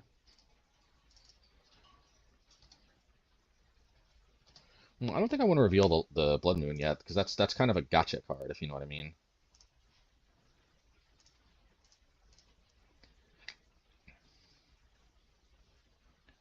Yeah. Alright, so the Blood Moon is still a secret which may not end up mattering at all, but a secret nonetheless. I think we run this back. I'm not so keen on skipping on the Mishra Reefers desks, because that makes it, like, our mana is a little tenuous, but, like, I can't cut the burn. I think we really have to have, because if we can't deal with their creatures, then all the land destruction in the world isn't going to matter. But at the same time, I need all the land destruction I can get, otherwise they will burn us out. Okay, we got Blood Moon, and we've even got a way to at least hit one basic for now. Unfortunately, if they've got Ragavan, I probably eat it. Okay, that doesn't look like a Ragavan, so that's good. Hopefully I draw, yes, ask and you shall receive. Oh man, if we could get the trophy, that'd be so nice, but I'm not expecting it, because there's so many things that can go wrong. But by keeping Blood Moon a secret, though, we do potentially give ourselves blowout possibilities that we wouldn't have had otherwise. I'm trying to do this while they tapped out here. Now, if they drop Draco, we've got to find what's it called, Storm's Wrath, like, really quickly. Please tap out. Especially please tap the Wooded Foothills.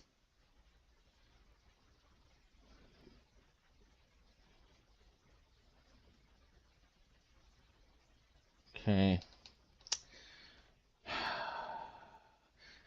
Well, moment of truth. I guess if they've got Stubborn Denial, they probably win. I could also try to put this on 2.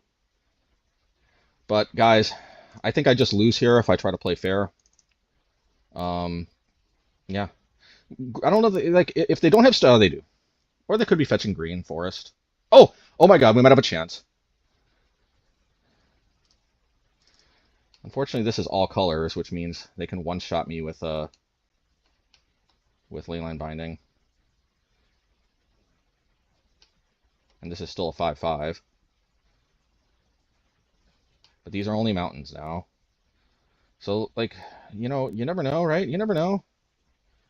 You never know. You never know. You never know.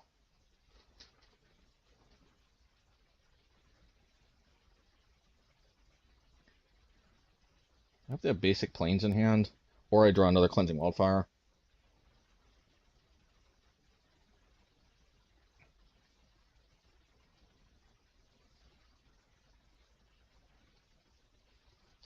I don't see.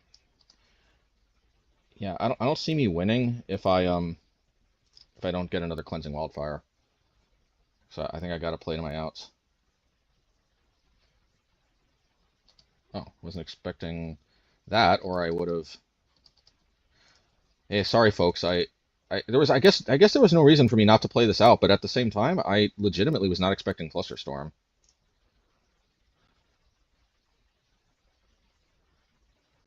Yeah, I was legitimately not expecting Clusterstorm.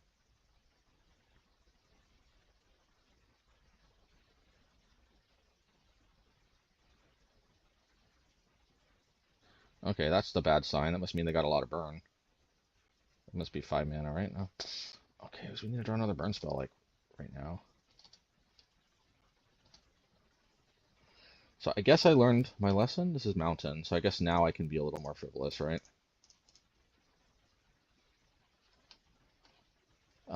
So drew another one, right? Okay. Well, I guess I have an out, sort of, right? I guess I have an out, sort of. I mean, if they got it, they got it, because it wouldn't matter if it held up or not, so.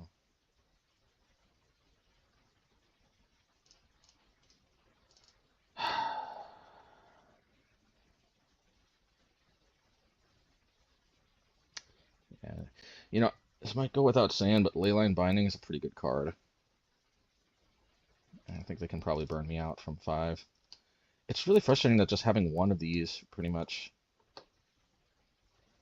Okay. Alright, guys. Okay, post-league wrap-up, and just like that, oh my god, we were so close to the 5-0, 10-0 even. I was 4-0, 8-0 going into that last match, but wasn't meant to be. But as you can see, I think we got that fight in us. We got that spunk. Unfortunately, Happy Sandwich got that Leyline to Guild Pack games 1 and 3, I think, if I remember correctly. Because I'm doing this a little bit after the fact, but I did see that that was the last match recorded, and I remember that.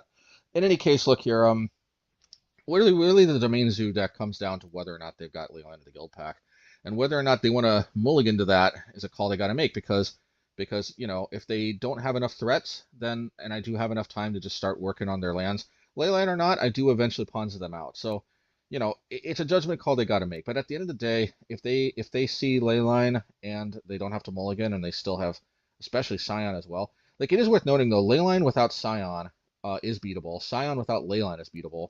So they need Leyline plus Scion, and they need it relatively early. If they do, I mean, I still actually surprisingly do have a possibility of winning, as we see, but you know, I mean, it is what it is. But I do think that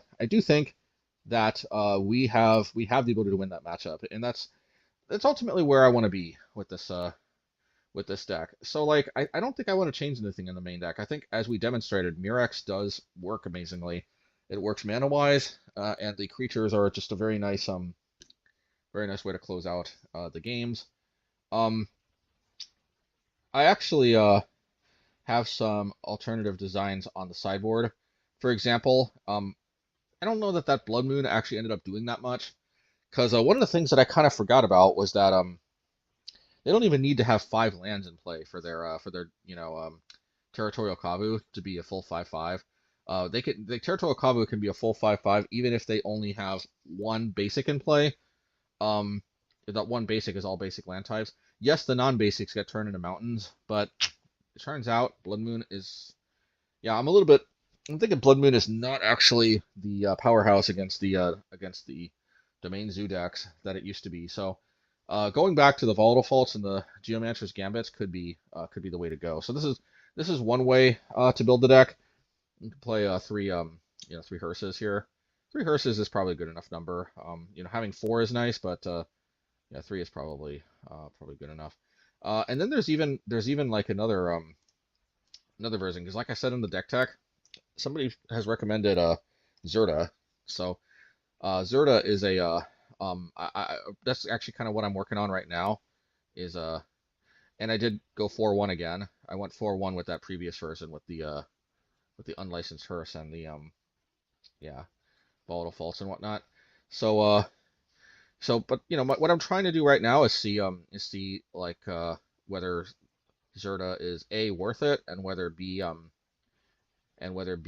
this sideboard configuration works. So I'm not necessarily endorsing this yet. I think actually I would endorse the this version, and I did go 4-1 again with it. I think I raw recorded it, so we'll see if I have the time to post league over it. I generally kind of like to just live cast again rather than use my time to go over them, unless they're like a 5-0 for the most part. But we'll see. Especially since it's not necessarily given that I get 4-1. Getting 3-2s are not uncommon. Sometimes even a 2-3 is unfortunately in the cards, as they say. But I think I'm a little more comfortable endorsing the three unlicensed hearses and all this. The problem is I really feel like there's kind of a massive difference between 2 hearses and 3. That might be like a misnomer. It's possible that I could just replace 1 hearse with a Zerta, but I don't know. Yeah, it's possible, but just only 2 hearses is just a little bit I don't know. In any case, this happens to be what I'm on right now. So my thinking actually when I registered this, and I'm currently 1-0 with this Zerta build. My thinking was that if I'm gonna only be limited to a 2 of with a Zerta, I want that 2 of to really count. So I was like, oh, Crucible Worlds. Now the only problem is that I realized that Crucible Worlds shuts off Zerta.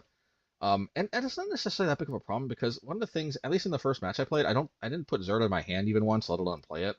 So it kind of was like it was almost not even in the deck. So it might just end up being that Zerta just isn't worth the sideboard slot. It's possible. And I'm just not so sure about Crucible Worlds, because if I don't see it, if I don't actually see it, and I did see it in game 1, it got instantly wear teared, but I did see it. But basically, like if I play 2 of these in the deck, it shuts off Zerta completely, and then if I don't see these, yeah, it didn't really do anything other than shut off Zerta. On the other hand, though, it does do a lot of work for a 2 of. It does do a lot of work. It can just keep recurring stuff, and I feel like if I'm gonna be on the recurring plan, I want Ghost Quarter rather than Volatile Fault. It's worse against Tron because it doesn't bridge into a 3 mana field or a Geomancer or whatever. On the other hand, it does enable me to clean up every land, including basics, under a Crucible World. So I think Ghost Quarter's got to take the cake in this particular build. I don't know. I'm curious to play this a little more. It's also possible that I just cut 2 of the hearses. I'm just a little bit worried about some decks like Reanimator that can really get me. Plus, having more hearses can be good if they deal with one against like Rendered 6 decks. I can play another one. It might be just too cute, but yeah. At the end of the day, I'm going to see like just how much the Crucible package like even matters. It's also possible playing only 2 of these is I won't see them enough to get a good enough feel. Could be worth it to try out the 4 Crucibles, 4 Ghost Quarters, and 2 hearses. Could also try like 3 Crucibles, 3 hearses, but I almost feel like if I register this back, I want it to be 4 Crucibles and 2 hearses, just because I feel like the Crucible. Maybe I do need to experiment more with the Crucible. I did in the main deck, and I think the problem is that at least in this meta especially, I need my main deck to be focused on mopping up the creatures. Just because of the way this format is, I think, tilted quite a bit towards creatures at the moment, which I think is a good thing. And the Ponza is going to be mostly relegated to the sideboard. I still have a pretty decent sideboard. I mean, a decent Ponza package in the main deck, but the really going all out of the Ponza is going to be more of the sideboard. So I think sideboard Crucible plus also Zerta. It doesn't conflict with Zerta as much. Anywho, so that's kind of where I'm at right now. So let's give the old shout out to the patrons. Thanks, Sneaks, Big Mamu, B0812, Paul Wynn, Necrosis, Adrian King, Gavin Downer, Daryl, Savage Ooze, Kevin Robach, Mona Soderman, S. Robertson, HJCLIU, Jason RK, and I think welcome back, Jason RK. Pleasure to see you again. And Erwin Lopez, Z. Cole Smith, and Michael Patton. I think B Train 4 has left us, unfortunately. I always loved reading out that name, B Train 4. But you know, no problem. If any of you, no pressure for all of you guys. If you can't afford to support, I've tried to make this very clear from the very beginning, and I certainly hope that it's never been not abundantly clear that I am very blessed. I'm not rich by any means, but I've been very blessed to not be in need of financial support for you all. But it does encourage me, because I do have a fairly busy job and everything. It does encourage me to try to keep fighting the good fight and keep recording and all of that. But it's I'll be just fine even if you guys can't support me. So no pressure. Thank you all, everybody, once again, and we'll see what Modern Horizons 3 does or doesn't do, right? Man, do I have any thoughts already? I don't know. Do I have any thoughts of Thunder Junction? I don't know. Thunder Junction seems okay. Yeah, Thunder Junction seems okay. Actually, I mean, that card that's like show off slick shot show off card. It's kind of absurdly powerful in prowess, but I actually kind of like that. I like creatures being good again, and I can always steal a fire it, so it's not. I mean, like, you know, they have their counterplays, but I'd much rather creature decks be powerful and lose to them than like Amulet Titan, for example. I just don't like, though, a polarized meta where there's like half Amulet Titan, half prowess, because then I feel like I have to focus on being able to beat like one or the other, and I can't really. That's one thing I like about Pioneer. Is Pioneer I feel like it's not as polarized where you hit the bad matchup and you automatically lose, but it can be kind of. I feel like Pioneer is more card polarized. Like they see Shieldred and that could be lights out. Rather than just you see the deck and it's lights out, or Soren plus oh, there's gonna be a ban on Monday. By the time this comes out, the ban might already be made. Honestly, I think the only ban that's necessary might be Soren plus Vein Ripper in Pioneer. I don't know that it's necessary per se, but it's freaking annoying, and it feels like that that combo doesn't feel like it's fair for Pioneer, but at the same time, it's not unbeatable or anything. I don't know. I mean, I'm not sure how the meta exactly shakes out in Pioneer, but I will say that that combo feels almost kind of like show and tell. It feels with Soren dumping that card out, it feels very show and tell like. I mean, because the reality is a turn three Vein Ripper is almost as much lights out as an Emrakul off of like Legacy show and tell. It's not if you're playing like white or something, I guess. Actually, even white, like you got to be playing like a sweeper or something. It's pretty hard because you don't really have a lot of creatures that early, especially not the decks I play. So yeah, I don't know, we'll see. But yeah, that's the only thing. I honestly wouldn't mind if they ban Grief either. But the thing is, I've always felt like I can handle the Grief decks. I mean, sometimes I got to tune the deck to the point where I feel comfortable against them. But I can tune it. I feel like I've tuned this deck to the point where I'm not super afraid of the Grief decks. I want Fury back though. Like, I mean, this is the problem. I feel like banning Fury didn't do jack. Well, I guess it kind of did if you think about it, because we do see a resurgence of creature decks, and that's a good thing. I guess out of spite, I want Grief banned because it's not fair they get to keep their elemental and I don't get to keep mine. But that's not fair. I shouldn't feel like that. But it doesn't feel right for Grief to be unbanned and Fury still be banned. Well, anyway, anywho's it. Hope you guys all enjoy. Guys and gals, take care. Until next time.